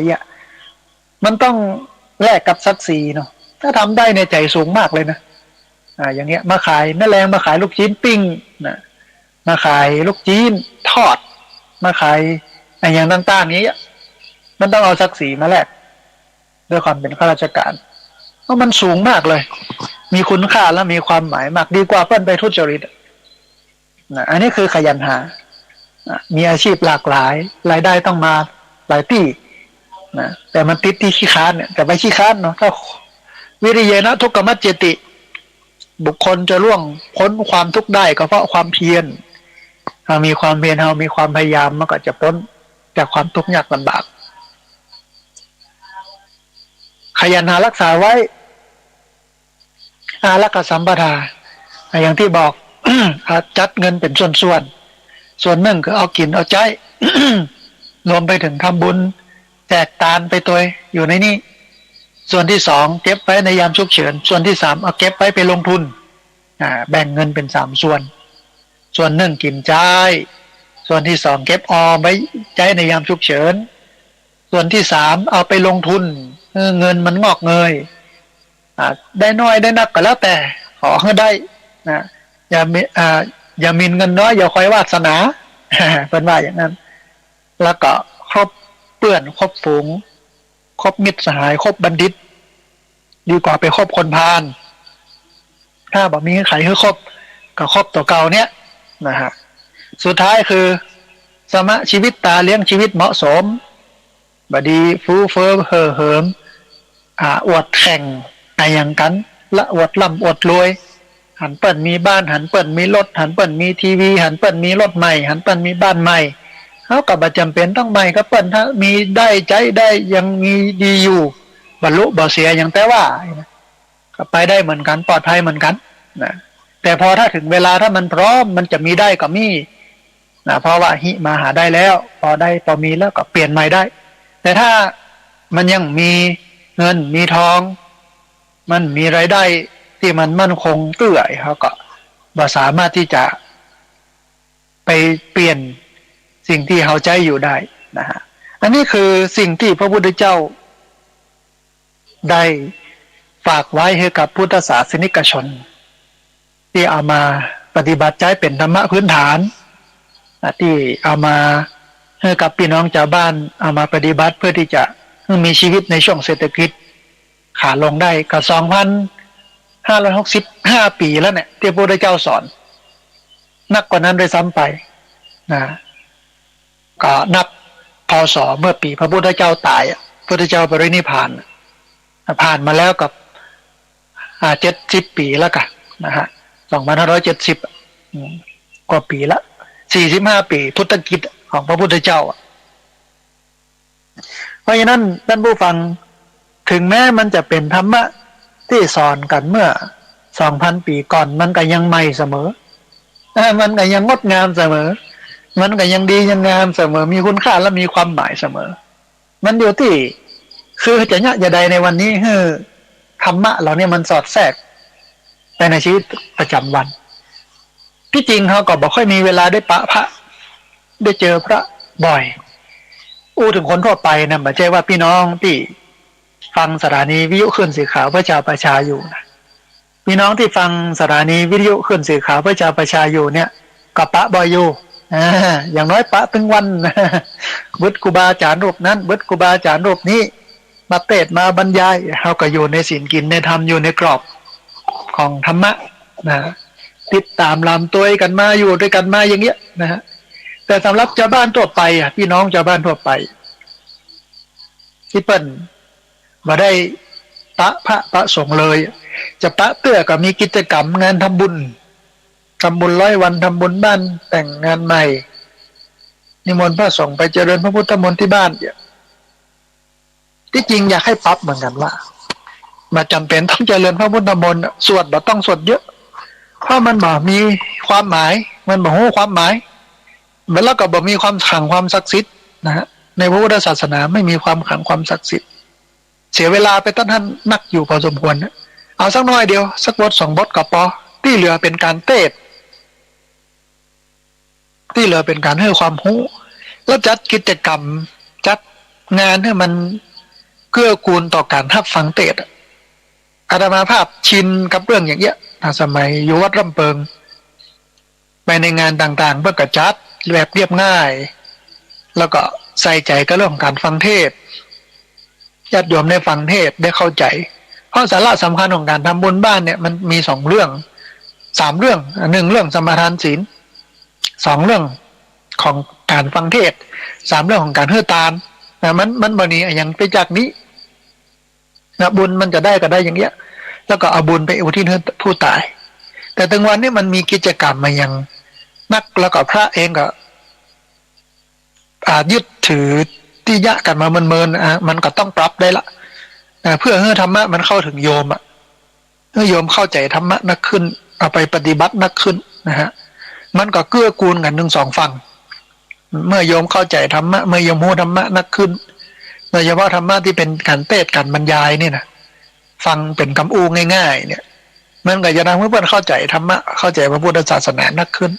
อันนี้ก็นั่งไหว้ฟังสวดอย่างเดียวปิดซ้ายปิดขวาปิ้นหน้าปิ้นหลังเทศสวดยาวพอสวดจบบอกหูเรื่องโดยการสวดเนี่ยเพิ่นก็เอาคำสอนของพระพุทธเจ้านะมาสวดให้ฟังแต่มันเป็นภาษาบาลีมันบอกความหมายบอกความหมายก็นั่งบิดงอดบิดเงียดเจ็ดปวดเมื่อยไปงั้นจะเอาความขลังความศักดิ์สิทธิ์ความดีความงามมาจากตรงไหนแค่นิมนต์พระมาไหว้พระรับศีลมาฟังเทศมีแผ่เมตตามีการเฮือตานี่มันก็บุญสูงสุดแล้วมันถูกต้องตามหลักการที่พระพุทธเจ้าทำในสมัยพุทธกาลมันมีอย่างยากไม่นักกว่านี้นะแต่เขาเอาอย่างมาแทรกแล้วก็ทลายความคุณค่าและความหมายของสิ่งเหล่านี้ไปพระอาจารย์ก็เลยบอกค่อยอาตมาภาพก็เลยบอกค่อยไปกินนิมนต์เพราะไปแล้วก็เหมือนว่าเขาไปทำลายพุทธศาสนานะกับเหมือนกับที่เปิ้นว่านะมารับจ้างสวดนายโยมก็บอกความหมายแต่ถ้าไปก็ต้องมีข้อแม้ว่าต้องเฮเทศเนี่ยถึงจะไปนะถ้าบัตรเทศเนี่ยมันไป เพราะว่าการเทศเนี่ยมันจะเป็นสิ่งเดียวที่ทำให้โยมได้หูเข้าใจธรรมะก็เอาสั้นๆเอาง่ายๆให้เปิ้นจำได้อย่างน้อยก็เป็นคติเตือนใจเป็นธรรมะที่ว่าเนี่ยพระพุทธเจ้าเปิ้นสอนอย่างอี้ที่จริงพิธีกรรมที่เราทำอยู่มันผิดพระกลับไปสวดอย่างเดียวส่วนใหญ่เป็นอย่างนั้นพุทธศาสนาในสังคมไทยมันก็เลยไปไหนมันก็เลยบอกงอกงามแต่ถ้าปรับเปลี่ยนวิธีการเหล่านี้ได้ มันก็จะทำให้พุทธศาสนาเจริญขึ้นมั่งเพราะโยมเปิ้นหูเปิ้นเข้าใจธรรมะแต่ถึงวันนี้มันเหมือนกับหลงทางหรือมันออกห่างจากพุทธสวมเสื้อพุทธแต่ใจบ่เป็นพุทธปฏิบัติไม่ใช่พุทธไปเรื่อยเอาอย่างไปสปะสเปดมาสูนกันสุนหลายอย่างอย่างการฮือตานการใส่บาตรการถวายสังฆทานพระมูนี้ล้วนเป็นเครื่องมือในการฝึกใจให้ลดความโลภความโกรธความหลงลงการปล่อยนกปล่อยปลาอย่างเงี้ยไทยชีวิตโคกระบือวันก่อนโยมมันกับไทยกระบือมาฮื้อตัวหนึ่งแล้วก็เอาไปฮื้อโยมที่อำเภอวังเหนือฮื้อเป็นเลี้ยงต่อการไทยนะมันบัดใจทำให้ชีวิตเราเจริญขึ้นหลังจากที่ไทยแล้วนะแต่มานำใจของเราให้มีเมตตานักขึ้นผู้จักเอื้อเฟื้อเผื่อแผ่นักขึ้นถ้าใจบ่มีเมตตาใจบ่มีเอื้อเฟื้อเผื่อแผ่มันก็บ่มีคุณค่าอย่างกับการไทยเพราะมันบ่ใช่มาสัมผัสกันบุญบ่ใช่มาตอบแทนกันอย่างคือมันดีมันงามบ่ใช่ต้องเอาไปปฏิบัติแล้วมันต้องเป็นภาวะทางใจโลภออกจากใจโกรธออกจากใจทำไปแล้วอย่างแผ่เมตตาเฮือตานเนี่ยฝึกบ่ฮื้อตะนีทีเหนียวฝึกบ่ฮื้อห่วงแหนสิ่งของฝึกเรื่องของการฮื้อลดความโลภออกจากใจตัวเก่าอันนี้โดยการฮื้อตานโดยการใส่บาตรโดยการทำบุญโดยการบริจาคไม่ใช่ว่าบริจาคแล้วอธิษฐานอยู่ดีมีสุขเฮื้อร่ำเฮื้อรวยมันมีความหมายอย่างนี้อธิษฐานอย่างนั้นมันถึงไม่ได้มากได้ผลยกมือขึ้นท่วมหัวสาธุอธิษฐานมันได้มีประโยชน์แต่ถ้าอธิษฐานว่าสาธุขอให้ความโลภที่อยู่ในตัวข้าพเจ้าเนี่ยมันลดลงหมดไปอันเนี้ยมันจะมีคุณค่าและความหมายมันตรงคือตาลรักษาศีลเหมือนกันไม่ใช่ว่าสมาทานแล้วท่องไว้บ่ได้มันต้องเอาไปปฏิบัติคือถึงวันนี้มันก็เหมือนกับว่าบอกว่าเนี่ยเล่นเนี่ยแต่สมาทานศีลจะกลับไปจดเหล้าวันเนี้ย งานแห่พระป่าเมาเหล้าแวดวิหารแห่กันมาเทเหล้าเพื่อกันกินอย่างเงี้ยเข้ามาหับศีลมันอย่างใดมันเมาเหล้าแล้วมาหับศีลอย่างใดมันกับเรืออย่างแล้วนะฮะแล้วถ้ามากับมาดูว่าสังคมพุทธมันเป็นอย่างอี้แต่ถ้าเอาตีตื่นแต่เอาความเป็นพุทธที่มันมีแต่เนี่ยมันแทบจะบ่มีแต่ว่าไปงานของเคลื่อนสีขาวมันหันถึงความเป็นพุทธกลิ่นอายของความเป็นพุทธมันมีกิจกรรมเรียบง่าย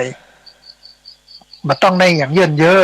มันต้องมีเหล้ามียามีดนตรีมีแห่ก็คนกับไปกันนักเป็นพัน เฮือกินเฮือตานถวายตานทำบุญกันไปจิตใจก็สุขสบายกันไปม่วนงันสันเล่าแบบธรรมะเนี่ยมันก็เนี่ยได้อะแต่แปลกว่าพระสงฆ์ทั่วประเทศทำไมไม่ทำพุทธศาสนิกชนทำไมมาตื่นตัวมาทำก็เอาม่วนงานสันเล่าไปอย่างเงี้ยอันนี้คือแนวทางที่มันจะทำให้พระพุทธศาสนาในประเทศไทยเนี่ยมันดีขึ้นนะมันเจริญขึ้นถ้าทำแบบนี้นะแต่ถ้ายังเป็นอยู่อย่างอี้เนี่ยก็ค่อนข้างที่จะลำบาก ค่อนข้างที่จะลำบากนะที่จะอยู่กันยังกันเป็นไปเนี่ยมันทำให้เกิดวิกฤตนักขึ้นแต่อย่าใดก็ตามท่านผู้ฟังเราต้องมั่นคงในพระพุทธศาสนาใครจะดีใครจะชั่วมันเป็นเรื่องบุคคลมันไม่ใช่เป็นเรื่ององค์กรก็ที่บดีเนี่ยมันก็หันแล้วบวชมาแล้วบ่ได้ฝึก3 พรรษาบวชมาน้อยที่ผ่านมาก็บ่ได้นักธรรมตีนักธรรมโทนักธรรมเอกบ่ได้เฮียนเลยก็มัวไปเตะเพราะว่ามีทักษะตั้งแต่เป็นเจ้าบ้านมาแล้วแล้วโยมก็ชอบศรัทธาอย่างเงี้ยแต่ก็ทำให้คนผิดหวังเยอะแต่ว่าผิดหวังกับบุคคลจะไปผิดหวังกับศาสนาเพราะบุคคลมันมีดีมีเสียมันมีขึ้นมีลงอยู่ในระหว่างฝึกในสมัยพุทธกาลก็มีพระทุเจ้าที่กินเหล้าเมายาเนี่ยตัวอย่างที่มันเป็นปัญหานะในยุคนั้นสมัยนั้นเพราะว่าคนมาบวชในพระพุทธศาสนาก็คือคนนะอย่างเขาเนี่ยแต่ว่าต้องฝึกตัวเก่าเท่านั้นเองนะฝึกนักแค่ไหนดีเท่านั้นอาตมาก็เลยบอกลูกศิษย์ที่จะมาบวชบอกว่าพิธีบวชบ่ต้องจัดยิ่งใหญ่อลังการบ่ต้องมีดนตรีจัดแม่เจ้าโกนผมแม่ตอนบวชดีที่สุดละแต่ถึงวันนี้มันเป็นพิธีกรรมเอากล้วยเอาเป้าเอาอ้อยเอาหยังไปเนี่ยวุ่นวายมากแต่บวช7 วัน15 วันบวชก็ไม่ได้ยังอยู่ในวิหารนั้นอยู่ในกุฏินั้นทำวัดตึกอลากะทำวัดสวดมนต์เจ้าเย็นเนี่ยซึกออกมาท่องคำซึกก็ยังไม่ได้ท่องคำสมาทานศีลก็ยังไม่ได้ท่องคำถวายสังฆทานก็ไม่ได้เป็นนานเป็นน้อยแต่นะแต่ว่ามีคุณสมบัติที่สามารถมานำกลิ่นนำตาลได้เลยที่จริงคนที่ลาสิกขาไปเนี่ยสามารถนำกลิ่นนำตาลได้เลยนะเพราะว่าบวชมาแล้วฝึกมาแล้วมีพฤติกรรมที่ดีได้เลยนะผิดแตกต่างไปจากชาวบ้านจากเมื่อก่อนที่บ่เคยบวชได้นะแต่ว่าอันนี้ก็เหมือนทุกอย่างเป็นปกติเหมือนกับบ่ได้ฝึกมาเลยแต่ตึงบ่ฝึกบ่ได้ฝึกแต่ก็หมอก็ไปทับกินนิมนต์นะก็อยู่กันไปวันๆเนี่ยบ่ได้ปฏิบัตินะเพราะฉะนั้นเขาก็ต้องขอคนเนาะเลือกคนเลือกวัดเวลาจะบวชลูกบวชหลานเอาไปวัดที่เปิ้นฝึกตัวเก่าเปิ้นพัฒนาตัวเองวัดที่เปิ้นสอนลูกสอนหลานเฮาเปิ้นมีศีลมีธรรมเพราะว่าการบวชเนี่ยมันบ่ใช่ใหญ่ที่พิธีมันบ่ใช่สำคัญที่พิธีบวชง่ายๆเนี่ยอย่างอาตมาภาพเนี่ยโกนหัวก็ยืนรอหน้าวิหารกับหน้าอุโบสถก็อุปชาอนุสาวนาจารย์พระกรรมวาจาจารย์ก็เรียกเข้าไปทำพิธีอุปสมบทแบบยติจตุถกรรมวาจาออกมาก็เป็นตุเจ้าแล้วเนี่ยใช้เวลาเหมือนสักน้อยมามีแห่มียังบักมีการสุเมอยังมามีการห้องขมห้องขวัญอะไรยังมามีมัดมือมัดตีนอย่างนั้นนะเรียบง่ายออกมาก็เป็นพระแต่ว่าระหว่างที่เป็นพระนี้ก็อยู่ที่การฝึกตัวเก่าละการพัฒนาตัวเก่าละเพราะว่าตอนนี้ก็26 ปีแล้วเนี่ยบวชมาก็ได้หูได้หันอะไรอย่างเรื่องศาสนาเรื่องไอ้กลไกเรื่องอะไรอย่างพอสมควรแต่ว่าเฮาเป็นตัวเล็กตัวน้อยมันหูวิธีการแก้นะฮะหันปัญหาแต่เฮาไม่ใช่คนที่จะแก้ได้นะคนที่แก้ได้เป็นคนที่มีอำนาจเปิ้นจะหันบานบ่ฮู้นะฮะถ้าเปิ้นหันก็ดีหรือหันก็บ่ฮู้แกล้งรับตาก็บ่ฮู้นะอันนี้ก็ปล่อยไปแต่ว่าเฮาเป็นชาวพุทธเฮาก็ศรัทธาในศาสนาเนี่ยแต่ศรัทธาให้ถูกต้องนะประกอบไปด้วยปัญญานะทำบุญไปกินไปทานไปตามที่เฮาเป็นอยู่เนี่ยมันต้องไปอย่างนักหนาข่าวที่จะเกิดขึ้นมันต้องมี ในสมัยพุทธกาลนี่เลวร้ายกว่านี้ก่อนนะมีเรื่องราวที่พระทำผิดศีลผิดธรรมนักเยอะกว่านี้ก่อนเป็นปัญหานักกว่านี้ก่อนอันนี้แค่จิ๊บๆนะ ที่มันเป็นในวันนี้นะโอ้นะถ้าไปดูในวินัยมุกวินัยบัญญัติก่อนที่จะบัญญัติวินัยของพระพุทธเจ้าเนี่ยมันต้องเกิดเหตุขึ้นก่อนเลยแล้วเปิ่นกับบัญญัติห้ามนั้นห้ามนี้คนไปยะก่อนเป็นเรื่องเป็นราวที่ชาวบ้านเป็นโจทย์ขันกันขึ้นมาเป็นเรื่องเป็นราวที่ชาวบ้านมันอู้กันขึ้นมาหนึ่งนางบลึงหนึ่งนางนี่นะพระเจ้าก็เลยเอาละบัญญัติห้ามไปยะอย่างอีเนอร์ต่อไปนะอย่างเงี้ยแสดงว่าที่วินัยพระเนี่ย227ข้อเนี่ยล้วนแล้วแต่มีผลเนี่ยมาแล้วทั้งสิ้นถึงบัญญัติแล้วเป็นข้อห้ามแล้วก็ยังมีลักยะกันอยู่บางเรื่องที่ทำมันก็เป็นเรื่องเบาก็มาปรงอาบัติเนี้ยบางเรื่องก็เป็นเรื่องนักน้อยหนึ่งก็ไปเข้าปริวาสกรรมสังฆาทิเศษเลยเนาะบางเรื่องสี่ข้อฆ่าสัตว์ลักทรัพย์อวดอุตริมนุษยธรรมสี่ข้อนี้ก็ขาดจากความเป็นพระฆ่าสัตว์ลักทรัพย์อวดอุตริมนุษยธรรมแล้วก็มีเพศสัมพันธ์สี่ข้อนี้ก็ลดจากความเป็นพระอันนั้นร้ายแรงที่สุดสี่ข้ออย่างเงี้ยที่จริงอาตมาก็มองว่าเป็นเรื่องธรรมดาแต่โยมบางก็ตื่นกันนักแต่มาพอภูมิหูของโยมก็น่าเป็นห่วงว่าเอาพุทธศาสนิกชนบ่มีภูมิหูในความเป็นพุทธศาสนิกชนแต่ถ้ามีความ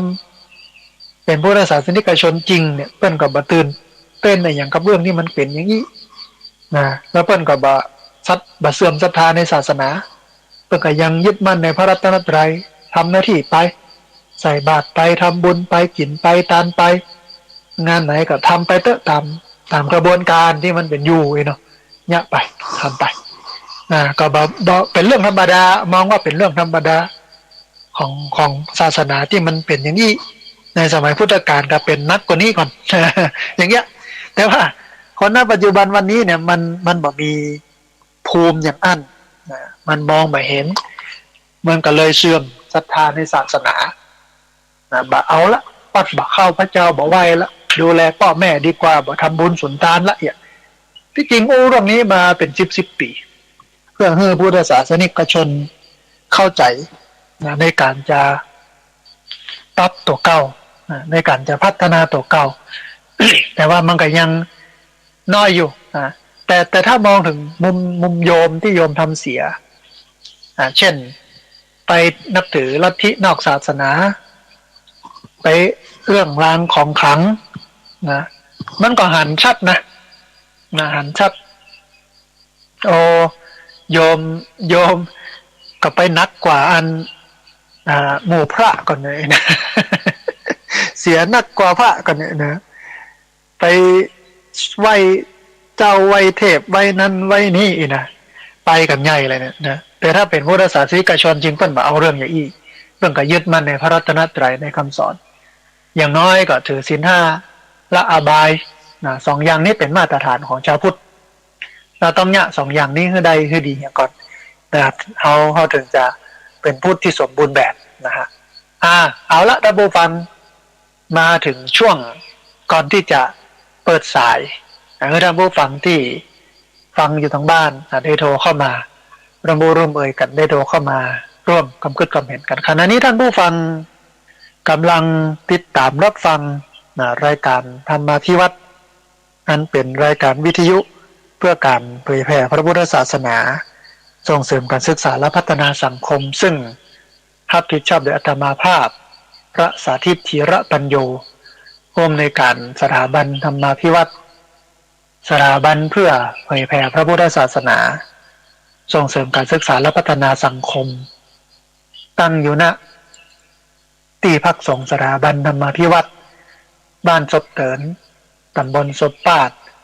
อำเภอแม่เมาะจังหวัดลำปางรายการนี้ออกอากาศทุกวันอังคารในช่วงเวลา 4:00 ไปจนถึง 7:00 นเจ้านะฮะทุกวันอังคารแล้วก็ออกอากาศผ่านทาง Facebook Live ซึ่งเป็นไลฟ์สดของวัดไฝหินสถานีวิทยุวัดไฝหินรวมไปจนถึงของท่านอาจารย์พระครูอภิวัฒนวิกรมบันทึกเทปเอาไปออกผ่านทางสถานีวิทยุเพื่อการศึกษาและพัฒนาอาชีพ R Radio Network FM 99.50 เมกะเฮิรตซ์ของวิทยาลัยเทคนิคกฟผ.แม่เมาะทุกวันศุกร์ในช่วงเวลา 8 โมงจนถึง 10 โมงบันทึกเทปเอาไปออกผ่านทาง YouTube ของอาตมาภาพพระสาธิตธีระปัญโยเอาไปออกผ่านทางFacebook ของอาตมาภาพพระสาธิตธีระปัญโยแล้วก็เพจ Facebook ของสถาบันธรรมาภิวัตรซึ่ง3ช่องทางสุดท้ายทางหลังนี้ไม่ว่าจะเป็นFacebook YouTube แล้วก็เพจ Facebook ท่านผู้ฟังสามารถไปติดตามรับฟังย้อนหลังไปcopyลิงก์ไปคัดลอกลิงก์ส่งแชร์เอาไปให้กับญาติธรรมทั้งหลายเพื่อได้ยินได้ฟังกันได้แถมตัวนะฮะท่านผู้ฟังในเบื้องต้นเนี่ยได้อยู่ 3-4 เรื่องเรื่องแรกก็คือเรื่องของฟ้าฝนที่ได้เตือนท่านผู้ฟังว่าช่วงนี้พายุเข้าเนอระวังลมแล้วก็ระวังน้ำท่วมฉับพลันน้ำป่าไหลหลากก็ต้องป้องกันต้องแก้ไขไว้อันที่สองเรื่องของโรคโควิด -19 ที่กำลังแพร่ระบาดอยู่ขณะนี้นะฮะก็เสียชีวิตก็ประมาณหลักร้อยส่วนใหญ่ก็เป็นผู้ที่สูงอายุผู้มีโรคประจำตัวเรื้อรังแล้วก็ไม่ได้ฉีดวัคซีนเราก็ต้องป้องกันตัวก็คือสวมหน้ากากอนามัยล้างมือด้วยเจลแอลกอฮอล์แล้วก็โซเชียลดิสแทนซิ่งอยู่ห่างกันไว้นะฮะอันที่สามพูดถึงเรื่องของงานครบรอบ1 ทศวรรษ 10 ปีที่พักสงฆ์สถาบันธรรมาภิวัตรที่จะจัดขึ้นในวันที่ 17 สิงหาคม พุทธศักราช 2565 ตั้งแต่ 9 โมงเป็นต้นไปก็มีกิจกรรมหลายอย่างเมื่อเจ้าก็มีการนิมนต์พระสงฆ์โดยเฉพาะพระสงฆ์นักพัฒนามาเจริญพระพุทธมนต์นะฮะในช่วงเวลา 9 โมงในช่วง 9 โมงนี้ก็เชิญชวนท่านผู้ฟังมาร่วมทำบุญปัจจัยถวายพระสงฆ์แล้วก็ทายธรรมถวายพระสงฆ์ปัจจัยถวายพระสงฆ์รูปละ 2,000 บาท9 รูปนะแล้วก็ทายธรรมถวายพระสงฆ์รูปละ 500 บาท9 รูปนะฮะส่วนปัจจัยเนี้ยตอนนี้มีอยู่ประมาณ4 ท่านยังขาดแถม5 ท่านนะท่านผู้ฟังนะรูปละ 2,000 บาทนี่นะท่านแรกก็มีแม่จันเรือนใสแม่อมราวงแหวนแม่เดือนเพ็ญทิมวางอันนี้รูปหนึ่งมีคนโยมบุษบาจันทิพย์รูปหนึ่งมีคนโยมเครือมาศเลเทอร์รูปหนึ่งแล้วก็มีคนโยมพันนิตาพรหมมินทร์รูปหนึ่งนะฮะก็เหลือแหม5 รูปก็เรียนเชิญเจริญพรมาร่วมบุญกันส่วนอันที่สองเป็นเรื่องทายธรรมหรือสังฆทานถวายพระ9 รูปมีคนโยมมิลินเป็นเจ้าภาพอยู่2 รูปแล้วก็มีครอบครัวสารพีซึ่งอยู่อำเภอดอยสะเก็ดจังหวัดเชียงใหม่ติดตามรับฟังรายการวิทยุอยู่กับร่วมทำบุญมา2 รูปนะฮะก็ได้4 รูปเหลือ5 รูปนะฮะรูปละ500 บาทนี่เหลือ5 รูปแล้วก็หลังจากที่ทำบุญถวายทานอย่างเรียบร้อยแล้วเวลาที่จะก่อนจะฉันเพลก่อนที่จะเลี้ยงลงทานญาติโยมนี่เนาะยังพอมีเวลาอยู่ก็เป็นกิจกรรมเรื่องของการปลูกต้นไม้อย่างที่บอกก็คือเป็นไม้ที่มันบพัดใบมันมีใบอยู่ตลอดเวลานะลำไยลิ้นจี่มะยงชิดอย่างโมเนี้ยนะฮะได้บอกกล่าวท่านผู้ฟังว่ากล้าไม้เนี่ยก็สามารถมาร่วมทำบุญได้เพราะว่าเดี๋ยวจะเอาปัจจัยนี้ไปซื้อก็ไม้มานะฮะก็กล้าละ200 บาทเอามาปลูกในวันงานที่ผ่านมาก็มีญาติโยมได้ร่วมทำบุญกันว่าจะเป็นแม่คำเกื้อการุณวงศ์ป้าหมออินทร์แม่จงดีเชื้อกันทาแม่นิพามุนเทียนคุณโยมพบคุณโยมกัลยาขันติติแก้วขออภัยนะฮะ มีคุณโยมอัมภัยสิริมิตรกูลมีคุณแม่เรนูบุญธรรมมีนางสาวสศิธรปฐมเมธมีคุณโยมปราณีปัญโยมีแม่จันเดือนใสแม่อมราวงแหวนแม่เดือนเพ็ญทิมวางนะแล้วก็มีคุณแม่ธัญพรสุริยานะฮะที่จริงกันอาจจะได้ร่วมบุญกันมาแห่งจัดหลายคนแต่ไม่ได้ประกาศชื่อแต่ท่านใดที่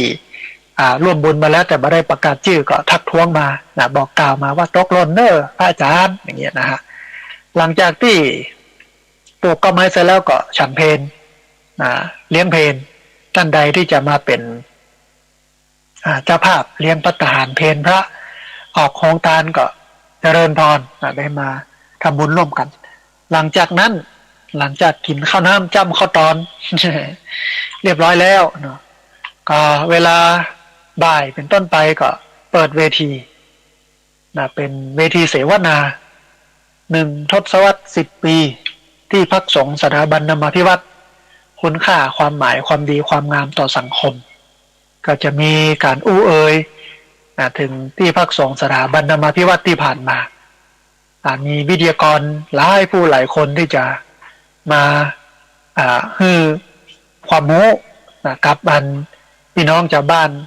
ร่วมเอ่ยกันกับเปิดให้พี่น้องชาวบ้านได้ร่วมเอ่ยกันอย่างกันพดไปจนถึง3 โมงแม่แรงนะฮะเมื่อถึงนั้น3 โมงแม่แรงก็จะทอดพระป่าเพื่อสมทบทุนจัดตั้งมูลนิธิสถาบันธรรมาภิวัตรนะพระป่าจัดตั้งมูลนิธิสถาบันธรรมาภิวัตรตอด3 โมงแม่แรงนะฮะก็ท่านผู้ฟังท่านใดนะมีความศรัทธามีความสนใจจะมาร่วมบุญจัดตั้งมูลนิธิซึ่งเป็นมูลนิธิที่จะช่วยเหลือพี่น้องชาวบ้านในหลายมิตินะเพราะว่าจะเป็นผู้สูงอายุผู้พิการผู้ด้อยโอกาสนักเรียนเป็นทุนการศึกษาสิ่งแวดล้อมวัฒนธรรมศิลปะคุ้มครองผู้บริโภคหลายด้าน9 ด้านนะโดยประมาณนั้นนะฮะก่อนมาร่วมบุญทอดพระป่าจัดตั้งมูลนิธิกันได้นะอันนี้ก็เป็นเรื่องหนึ่งที่ได้อูแล้วก็แถมเรื่องหนึ่งก็คือเรื่องของสภาพเศรษฐกิจหนี้สินของคนไทยในท้ายที่สุดก็ต้องบอกว่าแก้ได้ด้วยอุอากสะอุทธานสัมปทารักษาอันขยันหาอารักษสัมปทารักษาไว้กัลยาณมิตรตาใกล้บัณฑิตสมะชีวิตตาเลี้ยงชีวิตเหมาะสมปัญหาเรื่องเศรษฐกิจเนี่ยแก้ได้ด้วย4 ตัวนี้นะโดยเริ่มที่เฮาอย่างนี้เป็นต้นนะเอาละท่านผู้ฟังตอนนี้ได้เวลาเปิดสายเมื่อท่านผู้ฟังที่ฟังอยู่ทางบ้านเมื่อได้ยินได้ฟังกันก็เรียนเชิญเจริญพรท่านผู้ฟังที่ฟังอยู่ทางบ้านจะโทรเข้ามาร่วมเอ่ยกันจะโทรเข้ามาร่วมแสดงกันเกิดความเห็นกันเรียนเชิญเจริญพรที่เบอร์064-125-4122เบอร์064-125-4122เรียนเชิญเจริญพรได้โทรเข้ามาพอดีมีสายเข้ามาสายหนึ่งเดี๋ยวครับสายนี้ก่อนเปิ้ลจะว่าจะได้พ่องเจริญพรสายรุดไปขออภัยคุณโยมโทรมาใหม่นะท่านผู้ฟังเด้อที่เบอร์064-125-4122พอดีมีสายเข้ามาสายหนึ่งสายรุดไปท่านผู้ฟังที่โทรเข้ามาเนาะพยายามน้อยหนึ่งนะที่เบอร์064-125-4122โทรเข้ามาร่วมเอ่ยกันโทรเข้ามาร่วมแสดงความคิดคอมเมนต์กันได้พอดีมีสายโทรเข้ามาประมาณสัก6 สายแต่ว่าสายหลุดไปเปลี่ยนโทรศัพท์ใหม่ท่านผู้ฟังซื้อมาประมาณ1,000 ต้นๆแต่แล้วเนี่ยในอังคารที่แล้วเนี่ยบ่ได้รับสายจากท่านผู้ฟังสักคำนะฮะเพราะว่าโทรศัพท์รู้ใจมาเมินแล้วก็มันเป็นโทรศัพท์ที่แถมมากับกล้องวิดีโอที่ซื้อตอนนั้นก็เลยรู้เลยบ่ได้รับสายแต่ว่าตอนเนี้ยมีซื้อมาใหม่ได้มาแต่ว่าไม่แรงนะพอดีมีสายเข้ามาสายหนึ่งสายมันลุดไปเนาะ7 สายนะฮะ7 สายเดี๋ยวครับแปลกมากบ่สามารถจะรับได้นะบ่สามารถจะรับสายได้นะฮะ ประมาณสัก7 สายเนี่ยประมาณ7 สายโทรเข้ามาท่านผู้ฟังลองโทรเข้ามาใหม่เนอะพอดีมีสายเข้ามาสายหนึ่งเดี๋ยวรับสายนี้ก่อนเปิ้นจะว่าจะได้พ้องเจริญพรเจริญพรสาธุเจริญพรคุณโยมโทรมาจากทางใดจากแม่ลาพรบ้านปลายนิ้วอำเภอเมืองปะเป้าจังหวัดเชียงรายเจ้าโอ้สาธุสัญญาณชัดเจนดีเนาะคุณโยมเนาะเจ้าชัดเจนดีเจ้าสาธุต้องอนุโมทนาบุญที่ติดตามรับฟังที่เวียงปะเป้าเชียงรายฝนตกพ้องเก่าคุณโยมก็วันก่อนนะเมื่อ2-3 วันก่อนนะเจ้าเดี๋ยวนี้บัดตกพอได้จุ่มได้เย็นกันมาสักวัน2 วันเนาะโอ้สาธุต้องอนุโมทนาบุญที่ติดตามรับฟังกันเนอะสาธุสาธุเจริญพรพี่น้องเวียงป่าเป้าโทรเข้ามานะฮะพอได้รับสายกันอยู่นะท่านผู้ฟังนะฮะกำลังงานพอโทรศัพท์ที่รับสายญาติโยมบ่คุ้นเคยกับมันเตื้อวันดีมีสายเข้ามาเดินสายหนึ่งเดี๋ยวรับสายนี้ก่อนเปิ้นจะว่าจะได้พ้องเจริญพรไอ้สวัสดีเจ้าแม่ฟังอยู่เลยสาธุสัญญาณชัดเจนนี่เนาะแม่เนาะชัดเจนดีสาธุต้องอนุโมทนาบุญกับโยมแม่ที่ติดตามรับฟังในติ๊บที่แล้วบ่ได้เปิดสายสักกั๊บนะตอนนี้เปิดแล้วเรียบร้อยแล้วเนาะอันวังเหนือเป็นได้พ้องโยมแม่ฝนบ่มีเจ้าบ่ตกเลยเนาะไม่ไปลงกับป่าเดี๋ยวกำลังมาละโยมแม่เดี๋ยวสักวัน2 วันนี้มาละเนาะเย็นวันนี้ก็เย็นอยู่สาธุสาธุอนุโมทนาบุญกับแม่เนอะได้กำลังใจเนอะสาธุใดกำลังใจจัดนักอนุโมทนาสาธุพี่น้องจากอำเภอวังเหนือจังหวัดลำปางโทรเข้ามาร่วมเอ่ยกันตอนนี้เป็นเวลาเปิดสายเมื่อท่านผู้ฟังที่ฟังอยู่ทางบ้าน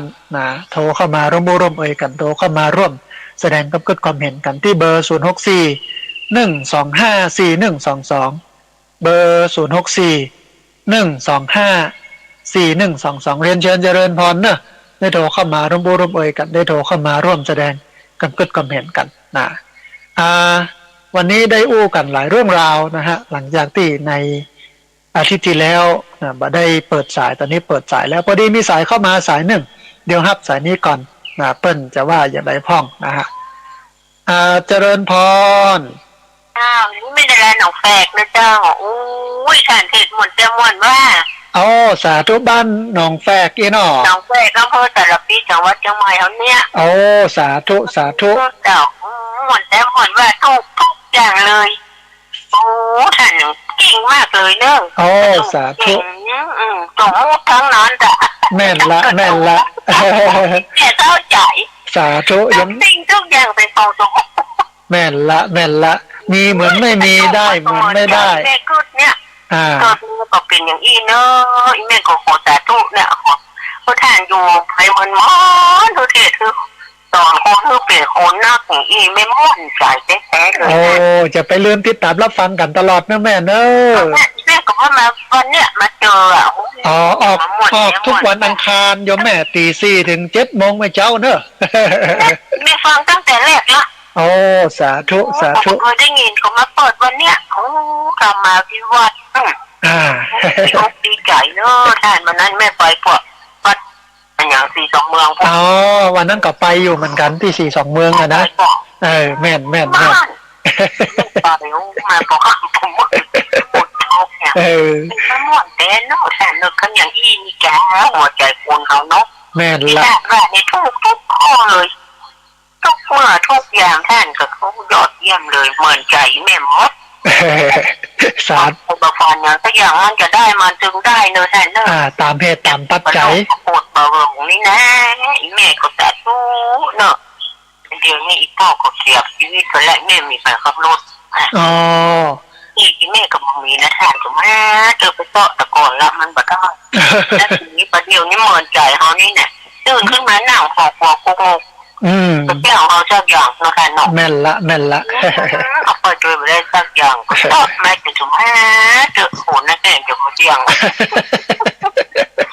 เอามาแปะขันนี่มาทุกอกถูกใจแม่ทุกอย่างไม่ได้ไปคิดไปก่อนแม่ไปก่อนเนี่ยแบบนี้พอจะเก็บคลิปเก้าแล้วนะโอ้แข็งแรงอยู่โยมแม่850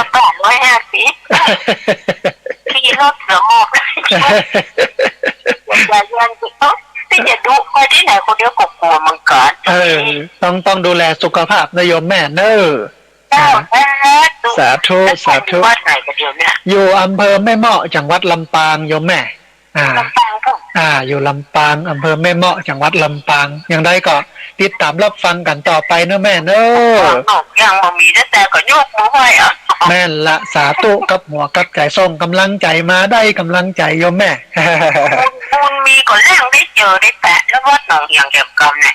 ไม่ก็โยกมือไหวเนี่ยไม่ก็ถูกเดี๋ยวถ้ามีบุญได้ปะได้ปบกันโยมแม่สาธุเพิ่นจะปลูกต้นไม้แถมเพิ่นจะมีนั่น500 2,000นี่ไม่ก็ยกมือไหวเอาอนุโมทนาบุญร่วมเนาะแม่เนาะมากเกินสมมาเดินสายนิมนต์เพิ่นมาบ้านเนาะพอจะเหงาพักกินการเขาแสกตัวนั้นเพิ่นโอ้ดีเพิ่นจะเจ้าขันโอ้ดีโยมแม่ดีแล้วก่อนแม่ถึงสูงใจตรงเนี้ยตรงเพิ่นน่ะแต่พอเพิ่นกับบ้านเอากบเองใจเพิ่นมีการส่งการดังเอาข้าเจ้านี่ก็มีการนะเนี่ยบ้านไปอยู่เนี่ยแกะแง่ก็ได้ต้องกินคนเดียวก็ได้โอ้ดีโยมแม่ดีส่งใจมาโยมแม่ส่งใจมาสาธุเนอสาธุเนอไม่ได้ฟังวันนี้ไม่ม่วนอกม่วนใจพูดจะลูกเก่งเจริญพรเอาควรใจแม่ตั้งคุณแม่ก็เป็นอย่างนี้สาธุด้วยพ่อคุณแม่คุณพ่อคุณแม่ก็สอนเป็นคนดีอย่างเงี้ยอย่างที่ท่านว่าหมดแล้วก็แต่ก่อนเพื่อนเรียนหนังสือมาเรียนมันใหญ่แม่ก็มาเรียนครับแล้วเปลี่ยนพ่อต่อไปจนแม่ครับแทนพ่อแทนแม่โอ้ดีโยมแม่ดีเอาละโยมแม่เดี๋ยวคนอื่นโทรเข้ามายิงเนาะแต่ว่าอย่างเงี้ยไปตั้งแน่ต่อแต่ไม่แน่พอแน่มาหันมาว่าบางตั้งแน่ที่เจอว่าผมก็ได้แปะไม่ได้ต่อหูได้โยมแม่ได้สาธุสาธุเจริญพรสาธุไปช่วยไปได้ห้องอีร่วมการตัวกดร่างได้แปะก่อนสักเดียวสาธุนะโยมแม่จากอำเภอสารพีเนาะโทรเข้ามารวมเอ่ยกันพอดีอันต้องขอไปกับโยมแม่เปิดโอกาสให้คนอื่นเพิ่นได้โทรพ่องเรียนเชิญเจริญพรเนอะที่เบอร์0641254122เบอร์0641254122พอดีมีสายเข้ามาสายหนึ่งครับสายนี้ก่อนเปิ้นจะว่าจะได้พ่องเจริญพรสาธุโยมแม่แนะนำตัวน้อยแม่น้องจ้าเตรียมปลูกต้นไม้ตะกอน2 ต้นเดี๋ยวได้ใหญ่ๆแล้วจ้าสาธุใหญ่พ่องแล้วตอนนี้บ่ม่วงกาอย่างการใหญ่ละโยมแม่นะเดี๋ยววันที่17นี้มาปลูกกันเด้อได้ไปจ้าพอจะได้ว่าส่งใจมาโยมแม่ส่งใจมาอนุโมทนาบุญกับเจ้าหมู่เนาะนะสาธุเนโยมแม่เนอสาธุนะโยมแม่น้อมตาจ้างหลับปูนเนาะท่านผู้ฟังตอนนี้เวลาเหลือหันนักเนอะที่เบอร์0641254122เบอร์0641254122พอดีมีสายเข้ามาสายหนึ่งเดี๋ยวครับสายนี้ก่อนเปิ้ลจะว่าจะได้พ่องนะเจริญพรไปเจ้าสาธุโยมแม่เจริญพรเจ้านั่นแม่ไปฝ่าเอาปัจจัยใส่ที่แบบใส่ข้านะมันไม่ถูกพาจานน่ะน้ำหัวแล้วฝนร้อนขาหล่อนยังลูกหน้าเนี่ยอาจารย์ก็วันดำหัวก็กลับละหลังจากที่เปิ้ลร้อนอย่างแล้วเสร็จเรียบร้อยแล้วหมดเนี่ยนะก็เข้าไปกราบท่านอาจารย์พระครูก็ออกมาเนาะได้หันก่อนน้องแม่ได้หันก่อนได้หันจะจำโอ้เสียดายนั่นแม่ ม่คือว่าแม่ว่าจะเอาทำอย่างละ400 500กับต้นใหม่2ต้น เอา เอาไปคือประมาณอย่างเงี้ยค่ะเอาไปอีเนี่ย มาเป็นอย่างย่อมแม่เดี๋ยวมีโอกาสก็ค่อยทำเพราะว่ามันเดือนสิงหาพุ่นก่อนเนาะ17 สิงหาพุ่นก่อนนะ แต่ว่าล่าว่าอันนี้เวลาว่างตอนแรกนี่เขาไปชงคนที่เขาก็ยุดเนี่ยไปชงเนี่ยก็ไปเจอหมู่บ้านของคนก็ไปแต่กำไปบนหัวมันก็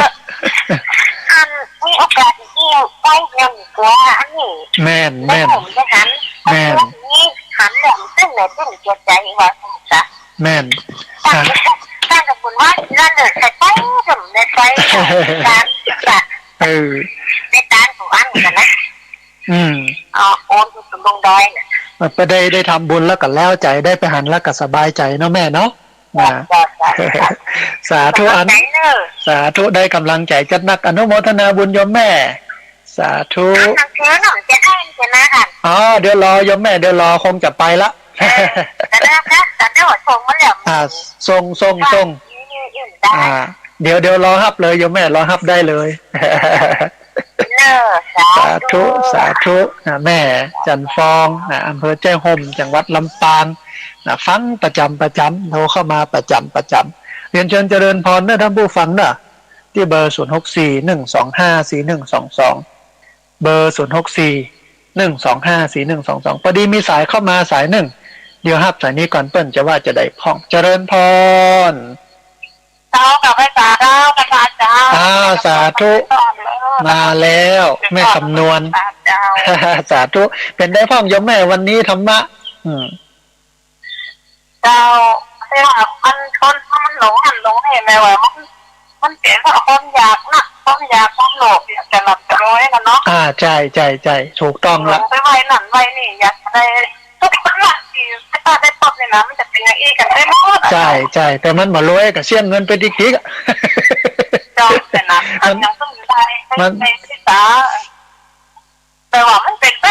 มันอย่างก็เขาเขียนในมหาสมุทรเนี่ยเนาะจะหลับจะร้อยได้เนาะแม่นก็ต้องทำใจมันมีหลักการของมันที่ทำให้ถูกต้องอย่างที่บอกอุอากาสะขยันหารักษาไว้ใกล้บัณฑิตเลี้ยงชีวิตเหมาะสมมันง่ายกว่าการไปไหว้ไปกราบปุ่นก่อนนะมาหมอเป็นแค่อันไปหันไปเนี่ยไปกินไปตานไปหันเราหันนั่งหันเลยหันไอ้ไก่กับป้าหันไปไหว้ไปย้อนเงินเหมือนเนี้ยนะแบบก็เหมือนเนี้ยถูกมันเป็นดันที่พิษเดี๋ยวเพิ่นก็จะมีสินค้าเอามาเรื่อยๆตอนนี้ก็มาที่อย่างท้าวเวสสุวรรณอีหรอเปิ้นมาซื้อมาขายเหรียญพ่องอย่างพ่องหกปั้นพ่องอย่างเงี้ยนะก็อาตมาภาพก็ตลกประชาชนก็ลงไปไหลไปก็เปิดเดี๋ยวถ้ามันห่างไปแล้วเดี๋ยวก็ละไว้ให้เขาเลอะละเนี่ยก็จะมีอันใหม่มาแหมะแต่มุมนึงเขาก็พยายามกระตุ้นให้เปิ้นตื่นตัวบอกว่าจะตื่นวันไหนหรือบ่ตื่นก็แล้วแต่เขาก็ทำหน้าที่ของเขาโยมแม่สาธุต้นยาอยากทำละครมันเป็นอย่างนี้เจ้าใช่มันมาถูกต้องเนาะอย่างนั้นอยู่ของเขาก็จะมันกับพ่อกินพ่ออยู่พ่อไปแล้วก็ไปแล้วใช่พอได้กินได้ใจกับม่วนก็มีความสุขบ่จำเป็นต้องมั่งคั่งร่ำรวยอย่างนักล้ำไปสาธุใจกับพ่อแล้วเจ้าแม่นละสาธุอนุโมทนาบุญกับแม่คำนวณเน้อเอาหลังนั้นไปกิจการพอมีโอกาสเนาะมาร่วมบุญกันเนอะไก่อยู่ยังไก่อยู่มันไปอันนี้จะลงเมืองมันจะไปเยี่ยมตัวนะมดคนโมเบียเนี่ยเป็นคนจนนะก็พอดีมีคนถึงมาสายปัจจุบันตันวันที่บ้านนี่คนมันจะเป็นอย่างอย่างแต่ว่าสายไปกันไม่ไปไกลแล้วไปมาเป็นอย่างยมแม่เดี๋ยวยังมีวันหลังแถมอยู่เขาก็เอาไว้ก่อนเอางานสำคัญไว้ก่อนเนาะวันนั้นถูกไปเป็นทั้งหมดเป็นเราเป็นในที่จะมีกันจนกันยังในขอไปช่วยคนเนี่ยเพราะแต่ยาเป็นมากขอไปช่วยสักหน่อยกันบอกขยันขยันขับแต่ตอนของเราไปถึงมันก็จบมีโอกาสตึงได้ปะกันโยมแม่บุญเติมกันได้ปะกันเนาะสาธุเจริญพรสาธุแม่คำนวณแจ้ซ้อนเมืองปานลำปางโทรเข้ามาร่วมเอ่ยกันเรียนเชิญเจริญพรหน้าที่เบอร์0641254122 1254122เบอร์0641254122พอดีมีสายเข้ามาสายหนึ่งเดี๋ยวครับสายนี้ก่อนเปิ้นจะว่าจะได้พร้อมเจริญพรเจ้าพระเจ้าจากเจ้าสาธุมาแล้วโยมแม่มาแล้วมันไก่ที่ถ้ามีโอกาสรอทักใช่เดือนสิงหาโยมแม่17สิงหาเดี๋ยวถ้ามีบุญมาร่วมบุญกันโยมแม่10ปีนะตั้งแต่มาร่วมสร้างร่วมแปลงกันตั้งแต่แรกเดี๋ยวนี้10 ปีแล้วเนี่ยแม่จำได้ที่ไป3 ครั้งเนาะพี่น้องเคลื่อนสีขาวเนี่ยเป็นกำลังรักเลยมาช่วยสร้างช่วยแปลงใหม่ๆก็มีศาลามุงคาเนาะตอนนี้ก็เป็นชิ้นเป็นอันเจ้าหมูก่อนเด้อได้โยมแม่ได้ยังได้ครับ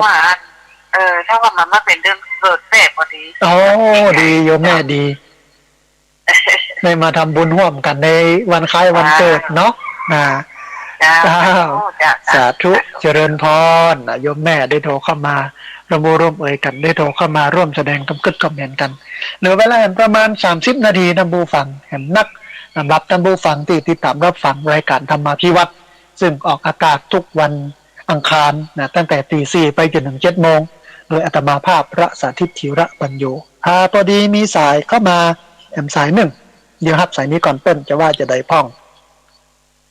เจริญพรประกาศเจ้าแม่โทรติดสารนะสาธุต้องใช้ความพยายามน้อยโยมแม่พอดีเปิ้นโทรเข้ามากัดหลายต้องขออภัยโยมแม่โยมแม่แนะนำตัวน้อยแม่อยู่โพธารามเจ้าสาธุอยู่อำเภออย่างฮะโยมแม่ถามท่านว่าแม่จองต้นไม้ไว้กี่ต้นเนาะอันธนาคารเนี่ยว่ากรุงไทยสาขาประตูชัยนั่นเนาะ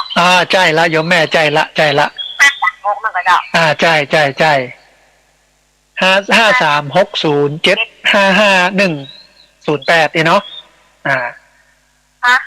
5360 5360เดี๋ยวกันเนาะ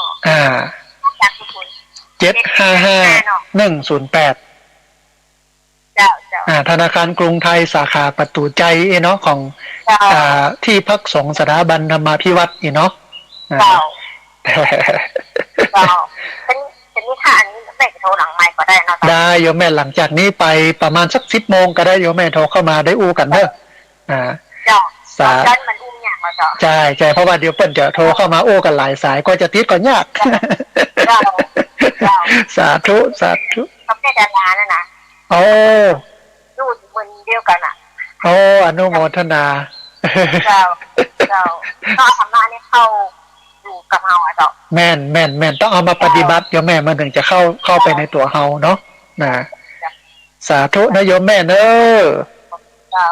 สาธุเจริญพรนะโยมแม่โทรเข้ามาร่วมเอ่ยกันบอกว่าจะเป็นอันเจ้าภาพต้นไม้สัก4 ต้นเนี่ยต้องอนุโมทนาบุญเนอะกับโยมแม่ตัวนะฮะท่านผู้ฟัง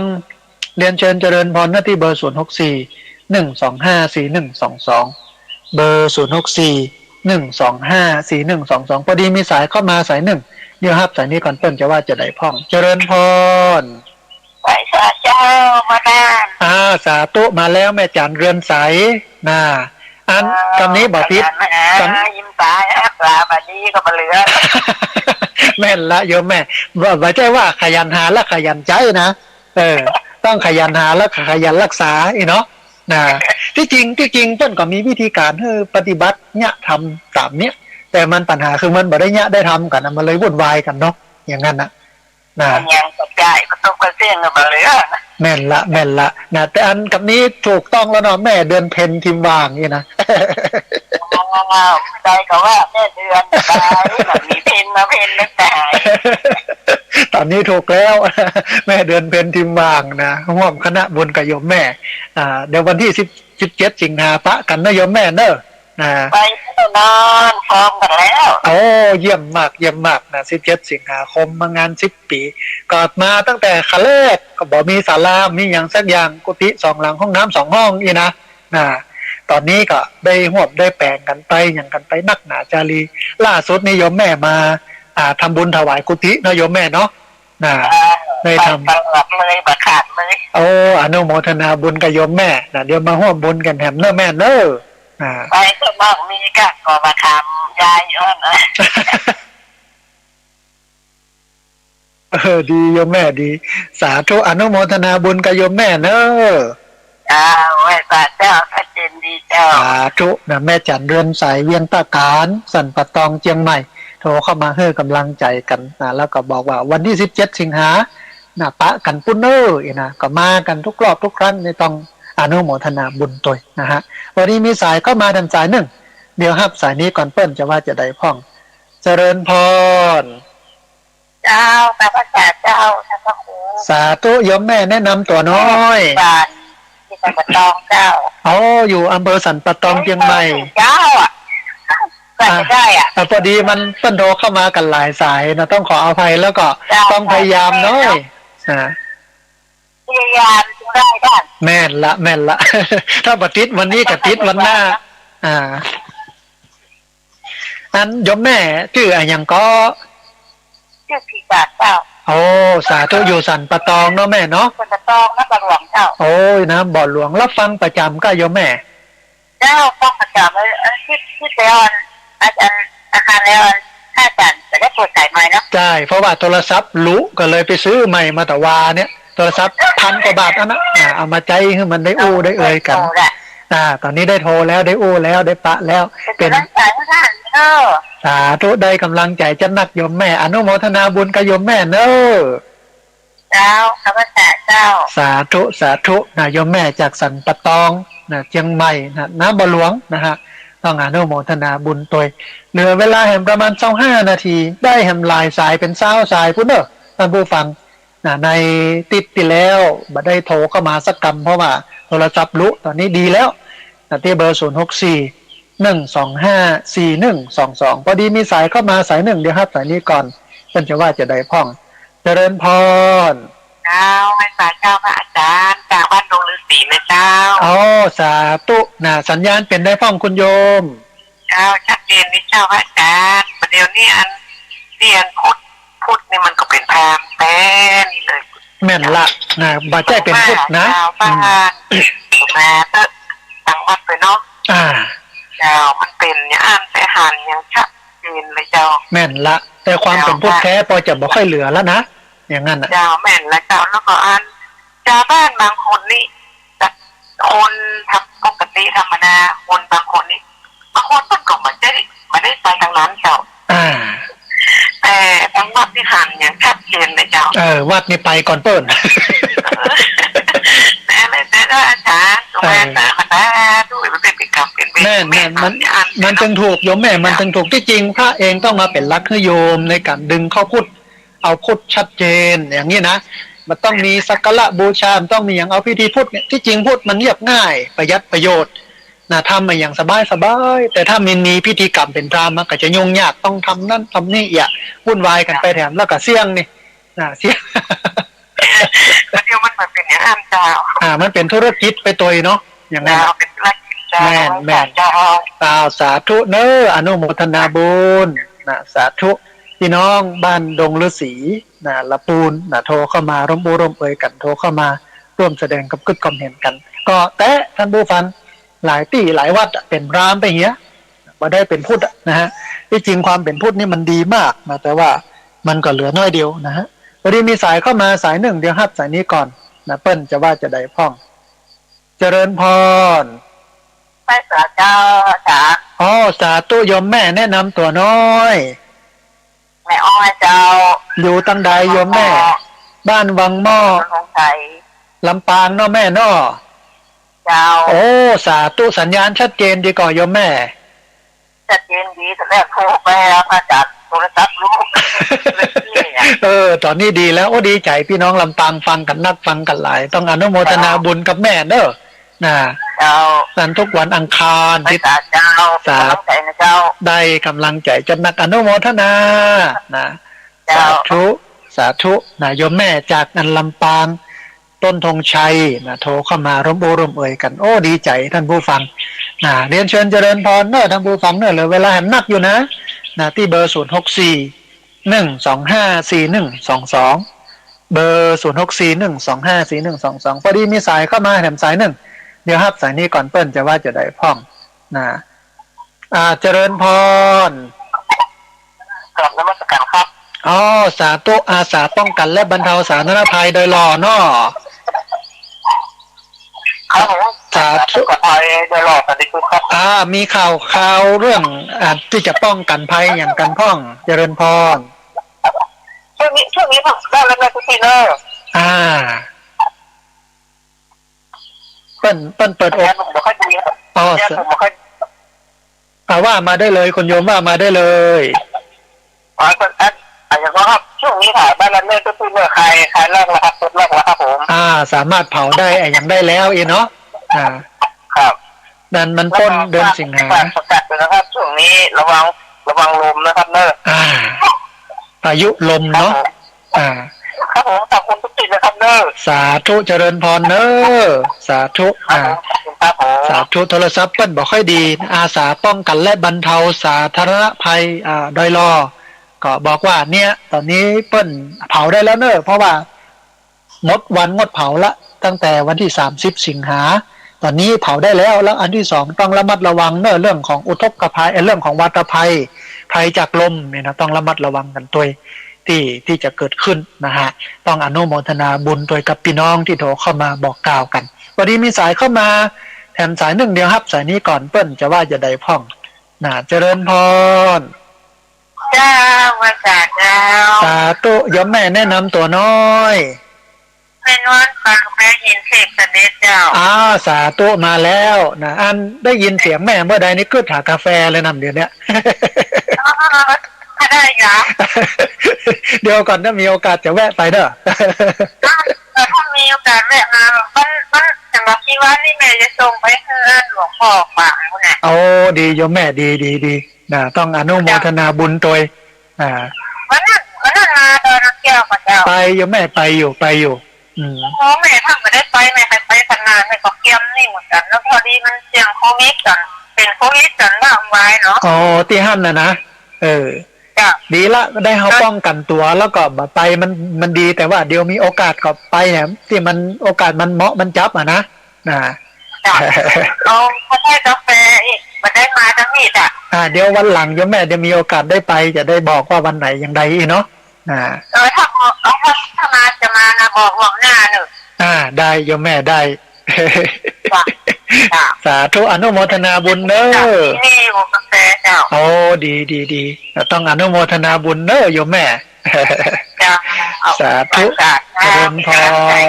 เจริญพรโยมแม่จากเทพเสด็จดอยสะเก็ดเชียงใหม่นะเพิ่น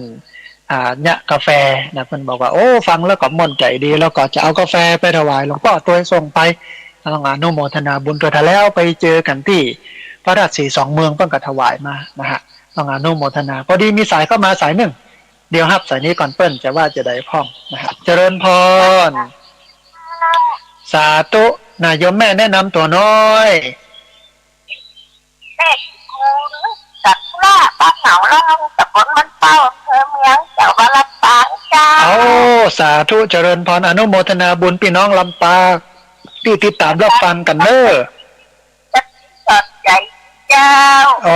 สาธุฟังแล้วม่วนใจเนาะแม่เนาะฟังแล้วม่วนใจสาธุการสักเย็นเจ้าสาธุอย่างใดก็ติดตามรับฟังกันทุกวันอังคารเนอะแม่เนอะเป็นกำลังใจแน่สาธุได้กำลังใจจัดนักอนุโมทนาเจ้าเจ้ามาต้องอดทนน้อยแม่พอดีปันโทกันมาหลายสายความพยายามอยู่ที่ไหนความสำเร็จอยู่ที่นั่นเนาะแม่เนาะสาธุอนุโมทนาสาธุคนโยมที่โทรเข้ามาต้องขออภัยเนี่ยต้องพยายามน้อยนึงเพราะว่าพอดีรายการนี้คนฟังกันเยอะแล้วก็เพิ่นโทรเข้ามากันหลายสายนะฮะกดแล้วกดแถมกดแล้วก็แถมถ้าบัติดวันนี้กับติดวันหลังอย่าไปท้อเนาะพอดีมีสายเข้ามาแถมสายหนึ่งเดี๋ยวครับสายนี้ก่อนเปิ้นจะว่าจะได้พ่องเจริญพรไว้สักการท่านอาจารย์ของทางบ้านปู่หนองเวียงเป่าๆนะครับสาธุจำเสียงได้ยมป้อสาธุเป็นได้พ่องยมป้อสัญญาณชัดก่อวันนี้ ชัดเจนดีครับ ฝนตกก่อปุ้นเบียงป่าเป้าโยมป่อบ้านโป่งหนอง ตกแต่ว่ามันชื้นตกครับ พอได้จุ่มได้เย็น ยังตกเด้อ เอาวันเว้นวันก็พอแล้วกันเนาะ ครับฝนตกของก่อนตกอยู่ป่อตะวากับตกแล้วก็ไม่เจ้าตะวานี่ตกอยู่นะพอได้เย็นโยมป่อพอได้เย็นนะอันหลวงพ่อจะช่วย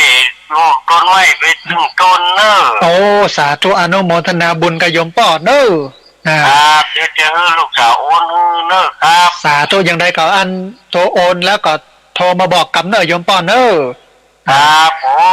สาธุศีลห้าให้ก็พอใจอะเนาะแม่นละถือศีลห้าละอบายเป็นฐานของชาวพุทธเนาะป่อเนาะครับเป็นพื้นฐานเนาะแม่นละถ้าบ่มีอันนี้ก็บ่ฮู้บ่พูดบ่เพิดแต่หยังละนะครับถ้ามี5ข้อนี้แล้วก็ถึงม่วนใจอะเนาะแม่นละเบียดเบียนไหเนาะแม่นบ่เบียดเบียนตัวเก่าแล้วบ่เบียดเบียนคนอื่นก็อยู่กับคนอื่นม่วนด้วยนะเนาะครับสาธุนโยมป่อเนอะไว้สาครับสาธุเจริญพรนะยันโยมป่อบุญธรรมจากบ้านโป่งหนองเลียงป่าเป้าเชียงไฮ้โทรเข้ามาร่วมร่วมเอ่ยกันแล้วก็บอกว่าเป็นเจ้าภาพก็ไม้เก้าหนึ่งเด้อเอามาปลูกกันในวันที่17สิงหา2565ที่จะถึงนี้นะฮะเรียนเชิญเจริญพรนะท่านผู้ฟังเนอะได้โทรเข้ามาร่วมเอ่ยกันโทรเข้ามาร่วมแสดงความคิดความเห็นกันที่เบอร์064-125-4122พอดีมีสายเข้ามาสายหนึ่งเดี๋ยวฮับสายนี้ก่อนเปิ้นจะว่าจะได้พ่องพอดีสายรุดไปท่านผู้ฟังขออภัยนะฮะถ้าโทรเข้ามาใหม่เนอะที่เบอร์064-125-4122พอดีมีสายเข้ามาสายหนึ่งเดี๋ยวฮับสายนี้ก่อนเปิ้นจะว่าจะได้พ่องเจริญพรเจ้ากราบไหว้เจ้าพระอาจารย์รอฟังท่านพระอาจารย์ต้องมาตีสี่เด้อกดโทรศัพท์มือแป๊บสาธุต้องอนุโมทนาบุญในความพยายามโยมแม่น่าเป็นไรเนาะพระอาจารย์แม่ละโยมแม่ละต้องพยายามน้อยโยมแม่ทุกเกี่ยวมันสีกระทอนสีเตี้ยมันห้องแบบปูนเด้อติดตามทุกวันอังคารนะเจ้าโอ้สาธุชื่นใจโยมแม่ชื่นใจอนุโมทนาบุญกับโยมแม่เจ้าฟังจะได้สาระประโยชน์หลายอย่างพอท้อมวนเต็งกูแต่ต้องมาเปิดใจแรกสาธุจ้าใจเย็นๆจะแตะใจร้อนแต่ใจเย็นโทรศัพท์ของมันมือตอนนี้ติดแล้วโยมแม่แล้วติดแล้วเจ้าบุญแล้วนะเจ้าเด้อสาธุไหว้สาเด้อสาธุเจ้าสาธุเจริญพรโยมแม่จากบ้านสีเตี้ยบ้านห้องศรีลาพรโทรเข้ามาบอกว่าโทรติดอยากว่าโทรเข้ามาตั้งแต่แรกนะฮะต้องขออภัยท่านผู้ฟังที่โทรเข้ามาแล้วก็มีแฮนด์ไลน์สายที่โทรเข้ามาแล้วบ่ได้รับโทรเข้ามาแล้วบ่ได้ติดสายบ่ติดเรียนเชิญเจริญพรโทรเข้ามาใหม่ที่เบอร์064-125-4122เบอร์064-125-4122เรียนเชิญเจริญพรได้โทรเข้ามาร่วมเอ่ยกันได้โทรเข้ามาร่วมแสดงความคิดความเห็นกันเวลาเหลืออยู่ประมาณสัก25 นาทีพอดีมีสายเข้ามา สายหนึ่งเดี๋ยวฮับสายนี้ก่อนเปิ้นจะว่าจะได้พ่องเจริญพรไว้สาเจ้าสาธุโยมแม่แนะนำตัวน้อยแม่น้อยบ้านกระโถกตำบลสงขลาอำเภอเมืองลำปางเจ้าสาธุโยมแม่สัญญาณชัดเจนดีก่อชัดเจนดีเจ้าปุญญวาสเจ้าโอ้ฟังจากปุญญวาสสัญญาณชัดเจนนี่ฝนตกต้องก่อตั้งปุ้นโยมแม่ฝนตกพ่องก่อแต่วันนี้ฝนตกเจ้าวันนี้บ่มีเจ้าโอ้อย่างน้อยก็ได้จมได้เย็นมาพ่องรับนะโยมแม่เนาะเจ้าไว้สาเจ้าเป็นกำลังใจเนอะสาธุได้กำลังใจจะนักอนุโมทนาบุญโยมแม่สาธุโยมน้อยเนอะสาธุโยมแม่อนุโมทนาแม่น้อยบ้านตาโทกอำเภอเมืองลำปางโทรเข้ามาให้กำลังใจบอกว่าติดตามรับฟังทุกวันอังคารแล้วก็บอกว่าเพฝนตกแต่ว่าวันนี้ก็มีพ่องน้อยๆครึ้มๆนี่นะฮะมีเวลาเหลืออยู่ท่านผู้ฟังที่เบอร์064-125-4122เบอร์064-125-4122พอดีมีสายเข้ามาสายหนึ่ง เดี๋ยวฮับสายนี้ก่อนเปิ้นจะว่าจะได้พ่องเจริญพรโยมคุณโยมหลีวิทยุน้อยหนึ่งเนาะพอดีเสียงมันสะท้อนเนาะนะหลีวิทยุกำหนึ่งเนาะนะฮะเจริญพรเจริญพรคุณโยมหลีวิทยุน้อยหนึ่งเนาะพอดีเสียงมันสะท้อนเนาะหลีวิทยุกำหนึ่งนะฮะเจริญพรนมัสการสาธุโยมป้อแนะนำตัวน้อยนั้นเจ้าใจนานสันดันแก้วบนสันดันแก้วก็ไม่ทะสาธุโยมแม่จากโยมป้อจากอำเภอแม่ทะเนาะฟังมาเมินหรือยังโยมป้อหรือว่ากำลังติดตามรับฟังฟังอยู่ตลอดจะมาโทรบัตรเด็กมาแล้วตอนนี้ติดแล้วครับดีใจโยมป้อฝนตกฝนต่อโยมป้อทั้งปุ้นฟังสาระทำคำสอนจากการอาจารย์แม่ใจก็ได้ครับม่วนใจดีเนาะป้อเนาะม่วนใจครับอนุโมทนาบุญที่ติดตามรับฟังกันแล้วก็ที่โทรติดเนอะป้อเนอะสาธุสาธุครับเจริญพรโยมป้อจากอำเภอแม่ทะบ้านสันดอนแก้วโทรเข้ามาบอกว่าโทรติดยากขนาดตอนนี้โทรเข้ามาติดเรียบร้อยแล้วได้เอ่ยกันได้รู้จักกันแล้วก็บอกว่าติดตามรับฟังประจำเนอะแต่ไม่ได้โทรหรือโทรแล้วก็โทรปฏิทินนะพอดีมีสายเข้ามา แต้มสายหนึ่งเดี๋ยวฮับสายนี้ก่อนต้นจะว่าจะได้พ่องนะฮะเจริญพรไปสาเจ้าพระอาจารย์สาธุโยมแม่แนะนำตัวน้อยจากปันไหลนะน้อยเจ้าน้อยอุตุดีเจ้าสาธุอำเภออย่างโยมแม่อำเภอเมืองจังหวัดลำปางเจ้าบ้านไร่นาน้อยอำเภอเมืองลำปางเนาะแม่เนาะเจ้าฟังเนี่ยตีพระเจ้าพระเจ้าแม่ถึงฟังตลอดเลยทุกส่วนทุกองค์เลยเจ้าชื่นใจโยมแม่ชื่นใจต้องอนุโมทนาบุญกับโยมแม่เนอะเจ้าฟังทราบเย็นให้เจอพระอาจารย์เนอะสาธุสบายใจชื่นใจเจ้าสาธุเจ้าสาธุนะบ้านไร่นาน้อยในเมืองลำปางนะโทรเข้ามาชื่นใจโยมแม่ที่ญาติโยมเพื่อการติดตามรับฟังนะบละบ่ทิ้งกันอยู่กับศีลกินกับธรรมก็เอาธรรมะไว้อย่างเงี้ยนะฮะวันนี้มีสายเข้ามาถึงสายหนึ่งเดี๋ยวครับสายนี้ก่อนต้นจะว่าจะได้พ่อง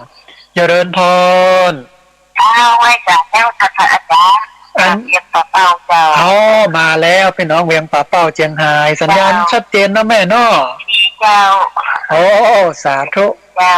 สาธุหันตาฟังอยู่ตลอดเจ้าชื่นใจยังแม่ชื่นใจฟังอย่างนี้แล้วชื่นใจเจ้าที่ตามอยู่ตลอดทุกรายการเจ้าธรรมะเป็นทีมเจ้าก็ฟังอยู่ฟังแผ่ธรรมะเป็นทีมพุ่นเนาะได้ปะกันพุ่นแถมก็น่าจะก็ฟังอยู่เจ้าชื่นใจยังแม่อนุโมทนาบุญเด้อสาธุเจริญพรวันนั้นได้ไปออกรายการธรรมะเป็นทีมกับท่านอาจารย์พระครูโสพลปริยัติก็โยมแม่เปิ้นก็ติดตามรับฟังกันต้องอนุโมทนาบุญตัวอันนี้เป็นความดีความงามของพี่น้องที่ติดตามรับฟังกันทางรายการวิทยุปะกันเมื่อใดอย่างใดก็ได้ได้เอ่ยกันนะฮะเรียนเชิญเจริญพรนะท่านผู้ฟังนะพอดีมีสายเข้ามาสายหนึ่งเดี๋ยวครับสายนี้ก่อนเปิ้นจะว่าจะได้พ่องเจริญพรไปสาขาพระครูครับพระอาจารย์มาแล้วโยมป้อรถไปกันซ้ายแบบแต่เจ้าเลยอ๋อ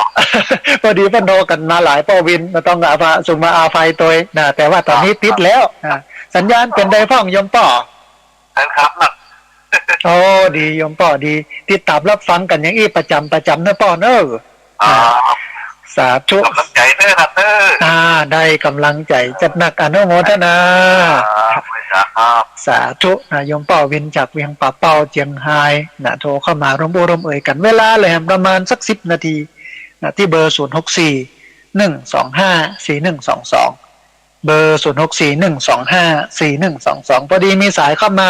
สายหนึ่งเดียวครับสายนี้ก่อนเปิ้นจะว่าจะได้พ่องเจริญพรไม่สาอาจารย์ครับสาธุมาแล้วโยมป้อจากเมืองน่าน คนต่างประเทศมันได้น้อยอยู่นะที่สามว่าอาจารย์ตลอดครับแต่เจ้าเราโทรติด ตอนนี้ติดแล้วโยมป่อต้องอนุโมทนาบุญที่ติดตามรับฟังฝนตกปังก่อยโยมป่อที่เมืองน่าน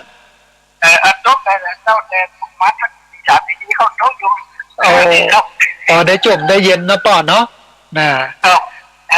มันเป็นฤดูกาลฟังชัดดีหน่อยชัดเย็นดีว่ะฟังแต่โอ้แต่แบบจากที่นะครับสาธุชื่นใจโยมป่อชื่นใจเดี๋ยวมีเวลาได้ไปแอวหาที่เมืองน่านพุ่นเด้อโอ้ในฟังน้ำยังเสียงฟ้าของพระอาจารย์น่าชื่อว่ายังเห็นยังได้เห็นหน้ากันอยู่ตลอดเหมือนได้ปะหน้าเลยเนาะตัวอยู่ไกลใจอยู่ใกล้ครับสาธุชื่นใจโยมป่อชื่นใจรักแล้วเขาก็ทำว่าจะทำอาจารย์ว่าต้องมีคติต้องมีวิริยะความอดทนเขาแม่นถ้าอยู่ในศีลกินในธรรมก็มันไม่มีปัญหาโยมป่อเขาเอาหมดต้องหัวอย่างเขาครับรักเขาเกิดทำนั่นไหนต่างๆนั่งหน้าเขาอาจารย์เขาสาธุนายโยมป่อเนจะให้ทานอาจารย์ว่าจะดีมีจุดเนอครับสาธุยาวอยู่ตรงไปหยุดกันนะครับเนอเป็นสมบูรณ์ใส่แก่ปองครับต่อไปค่ะอย่างเดียวกันเนอโยมป่อเนอสาธุเจริญพรนะพ่อนานประเสริฐอันอยู่ที่อำเภอนาน้อยจังหวัดน่านโทรเข้ามารวมเอ่ยกันก็เป็นดีม่วนท่านผู้ฟังเพราะว่าคนเฒ่าก็รอติดตามรับฟังกันฟังครูบาอาจารย์ทุกรูปทุกคนทุกองค์ก็โทรเข้ามาให้กำลังใจกันบอกฟังอยู่เนอที่ฮันที่นี่นะวันนี้มีสายเข้ามาแถมสายหนึ่งเดี๋ยวรับสายนี้ก่อนเปิ้นจะว่าจะได้พ่องเจริญพรสาธุโยมแม่แนะนำตัวน้อยอำเภอสันทรายแม่โจ้เจ้าอยู่อำเภอสันทรายเนาะนี่แม่โจ้ค่ะสาธุสัญญาณเป็นได้พ่องโยมแม่ชัดเจนดีเนาะทั้งปูนชัดเจนดีเจ้าฟังโคตรยากขนาดเลยนะสาธุพอดีเพิ่นฟังกันหลายต้องขออภัยโยมแม่แม่นละแต่ตอนนี้ติดแล้วได้เอ่ยกันก็ติดตามรับฟังกันต่อไปนะแม่เนอะธรรมะมันเป็นเอายากเนาะอดทนเอาแม่นละสาธุอนุโมทนาบุญโยมแม่สาธุเจริญสาธุโยมแม่อนุโมทนาบุญโยมแม่โทรมาจากแม่โจสันทรายโทรเข้ามาให้กำลังใจกันแล้วก็โทรติดอยากว่าแล้วก็บอกว่าบัญญัติกว่าความพยายามธรรมะนี่มันตึงยากมันตึงบ่ง่ายเหมือนกิเลสตัณหาเพราะกิเลสตัณหานี่มันง่ายเนี่ยอย่างง่ายๆแต่ธรรมะนี่มันปล่อยยุ่งยากอยู่นะฮะวันนี้มีสายเข้ามาหนึ่งสายหนึ่งเดี๋ยวรับสายนี้ก่อนเปิ้ลจะว่าจะได้พ่องเจริญพรเจ้าท่านอาทิตย์แม่สาวราชพิวงศ์ชัยประการนะจ๊ะสาธุเจริญพรสัญญาณเป็นได้พ่องที่ชัยประการโยมแม่เจ้าพระบาทอุดมเจ้าชัดเจนเนาะเยี่ยมมากเลยหลวงพ่อต้องอนุโมทนาบุญกับหลวงพ่อด้วยนะเจ้าแม่โดนตัดสายทั้ง3 รอบแล้วพอดีตอนแรกเนี่ยมันยังบ่ชินกับโทรศัพท์นี่นะถ้าบัตรมิดนี่บัตรโทรละอีน้องตอนแรกมันบ่ชินกับโทรศัพท์โยมแม่กดจะได้ก็บ่ได้นะมาพอดีตอนนี้เริ่มเป็นแล้วบางคนก็อู้เงินเกินเจ้าแม่นละต้องเอาคนละน้อยละน้อยนะเจ้าอุ้ยไม่อุ้ยทั้งหลายนะเอาคนน้อยพอแล้วเนาะคนน้อยนะเจ้าเพราะว่าอู้เงินเกินเจ้าคนอื่นจะไม่ได้อู้เจ้าเอาแนะนำตัวแล้วก็เอาฟังจากที่ไหนขอบคุณท่านที่ยังเขาเข้าใจก็พอแล้วเจ้าพอได้ชื่นใจหากันเนาะเจ้าสบายใจทั้งท่านทั้งญาติโยมทั้งหลายโดยเจ้าดีเป็นแนวทางที่ดีไว้โอกาสนี้โดยนะเจ้าผู้ไม่โอ้ยเป็นแนวทางที่ดีครับสาธุสาธุอนุโมทนาบุญกับคุณโยมที่แนะนำญาติโยมตัวเนาะอย่างว่าเนาะคนน้อยพอได้อู้ได้เอ่ยกันพอได้หายคิดถึงได้ชื่นใจกันแต่ว่าเวลาเหลืออยู่ประมาณสัก5 นาที6 นาทีเรียนเชิญเจริญพรที่เบอร์0641254122วันนี้มีสายเข้ามาสายหนึ่งเดี๋ยวรับสายนี้ก่อนเปิ้ลจะว่าจะได้พ่องเจริญพรเจริญพร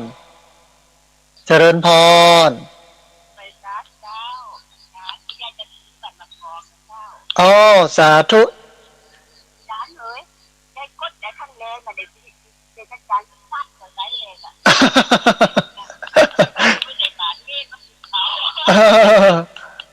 แล้วยองมันกี่คนละเจ้าอ๋อสาธุพอดีมันโทรเขายากหน่อยนึงเนาะต้องขึ้นยาวอดทนก่อน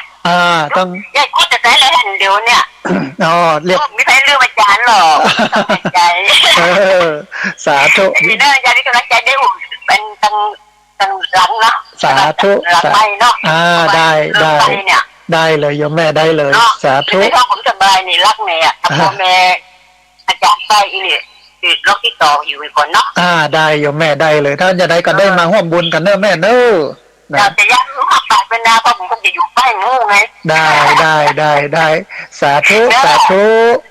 ตั้งใจจะไปปูให้ได้สาธุเจริญพรสาธุโยมแม่โทรมาจากบ้านบักกอกละปูนนะเรียนเชิญเจริญพรเนอะเหลือเวลาแห่งประมาณสัก 4-5 นาทีที่เบอร์064-125-4122วันนี้มีสายเข้ามาแถมสายหนึ่งเดี๋ยวฮับสายนี้ก่อนเปิ้ลจะว่าจะได้พร้อมเจริญพรฮัลโหลไม่สายเจ้าไม่สายเจ้าสาธุไม่ออนนะเจ้าสาธุไม่ออนเชียงใหม่เนาะแม่เนาะชัดเจนเจ้าสัญญาณชัดเจนดีท่านพ่อจ๋าถูกใจแม่ขนาดพระอาจารย์อุ้มหวานดีอยู่อันพระอาจารย์แม่ถามวันหน้าไม่จะไปพระอาจารย์นี่เนาะเนี่ยเปิดฟังครั้งแรกครั้งนี้สาธุออกอากาศทุกวันอังคารเนอะแม่เนอะตี 4 ถึง 7 โมงไม่เจ้าเนอะนะติดตามรับฟังกันแม่ฟังแม่สบายใจแม่เมื่อวานนี้เฮ้ยพระอาจารย์อู้ถูกใจแม่ตลอดอีกสาธุสาธุอนุโมทนาบุญถ้าท่านใดจะมาเนาะก็ต้องเข้าไปใน Google นะบอกว่าสถาบันธรรมาภิวัตน์นี่นะไปพิมพ์ที่หั่นมันก็จะมีตี้อยู่ขึ้นมาเอาก็จับ GPS มาเลยสถาบันธรรมาภิวัตน์นี่นะถ้าเข้าสถาบันธรรมาภิวัตน์มันจะมีเพจ Facebook ก็มีกิจกรรมเนี่ยอย่างก็อยู่ในหั่นหมดเลยท่านผู้ฟังสามารถติดตามรับฟังกันได้วันนี้มีสายเข้ามาทำสายหนึ่งเดี๋ยวฮับสายนี้ก่อนเปิ้ลจะว่าจะได้พ้องเจริญพรอาจารย์เจ้าแม่โทรมาจากลำพูนเนอะสาธุอยู่บ้านอย่างโยมแม่อยู่บ้านอุโมงค์เจ้าตำบลอุโมงค์บ้านอุโมงค์เนาะแม่เนาะเจ้าท่านเคยผ่านก็เคยโยมแม่เคยเป็นคนละปูนลูกโยมแม่อยู่บ้านโฮงผ่านท่านเคยไปอยู่จังยังไงคะก็อยู่วัดร่ำเปิงอยู่หั่นประมาณสัก 7-8 ปีโยมแม่วัดร่ำเปิงนั้นที่หลังมช.นะข้างกันคลองแม่ที่ยินท่านไปบิณฑบาตกับมันโตแต่ต้นไปยอมเนาะแม่นละสมัยตะก่อนเป็นเน้นน้อยนะไม่รู้ว่าท่านเป็นคนที่ไหนสาธุเป็นคนบ้านห้วยการบ้านโฮงละปูนโยมแม่เป็นคนละปูนเหมือนกันใช่ก็แถวละปูนกับไปแวะไปแหวงนั่นนี่อยู่นะเดี๋ยวมีโอกาสจะได้ไปเอาหาอยู่เนอะเจ้ากำลังใจท่านเนอะสาธุได้กำลังใจจัดหนักอนุโมทนาสาธุอนุโมทนาบุญกับโยมแม่จากอุโมงค์นนละปูนเหลือเวลา2 นาทีนั่นผู้ฟังที่เบอร์064-125-4122 เรียนเชิญเจริญพรได้โทรเข้ามา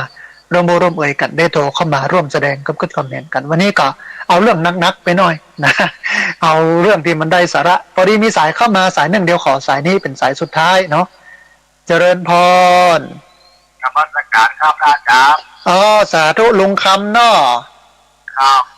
สาธุวันนี้ติดแล้วอาทิตย์ที่แล้วบัดได้เปิดสายพอดีโทรศัพท์ลุแต่ตอนนี้ซื้อมาใหม่ละได้เอ่ยกันสาธุต้องอนุโมทนาบุญกับลุงคำที่ติดตามรับฟังประจำเนอะลุงคำวันนี้เช้าเชื่อเลยครับ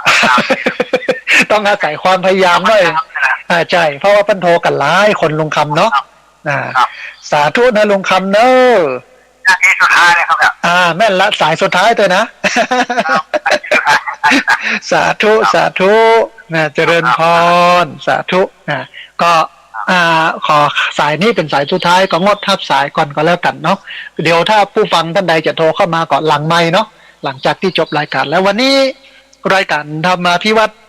อันเป็นรายการวิทยุเพื่อการเผยแพร่พระพุทธศาสนา ส่งเสริมการศึกษาและพัฒนาสังคมซึ่ง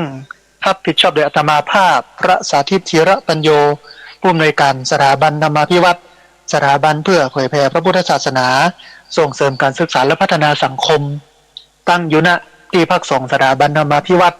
บ้านศพเตินตำบลศพปาดอำเภอแม่เมาะจังหวัดลำปางต้องเอารายการนี้จากลาท่านผู้ฟังทั้งหลายไปก่อนปะกันในวันอังคารหน้าตี 4 ถึง 7 โมงแม่เจ้านะทุกวันอังคารวันนี้สัพพพุทธานุภาเวนะด้วยเดชเดชะอนุภาพของพระพุทธเจ้า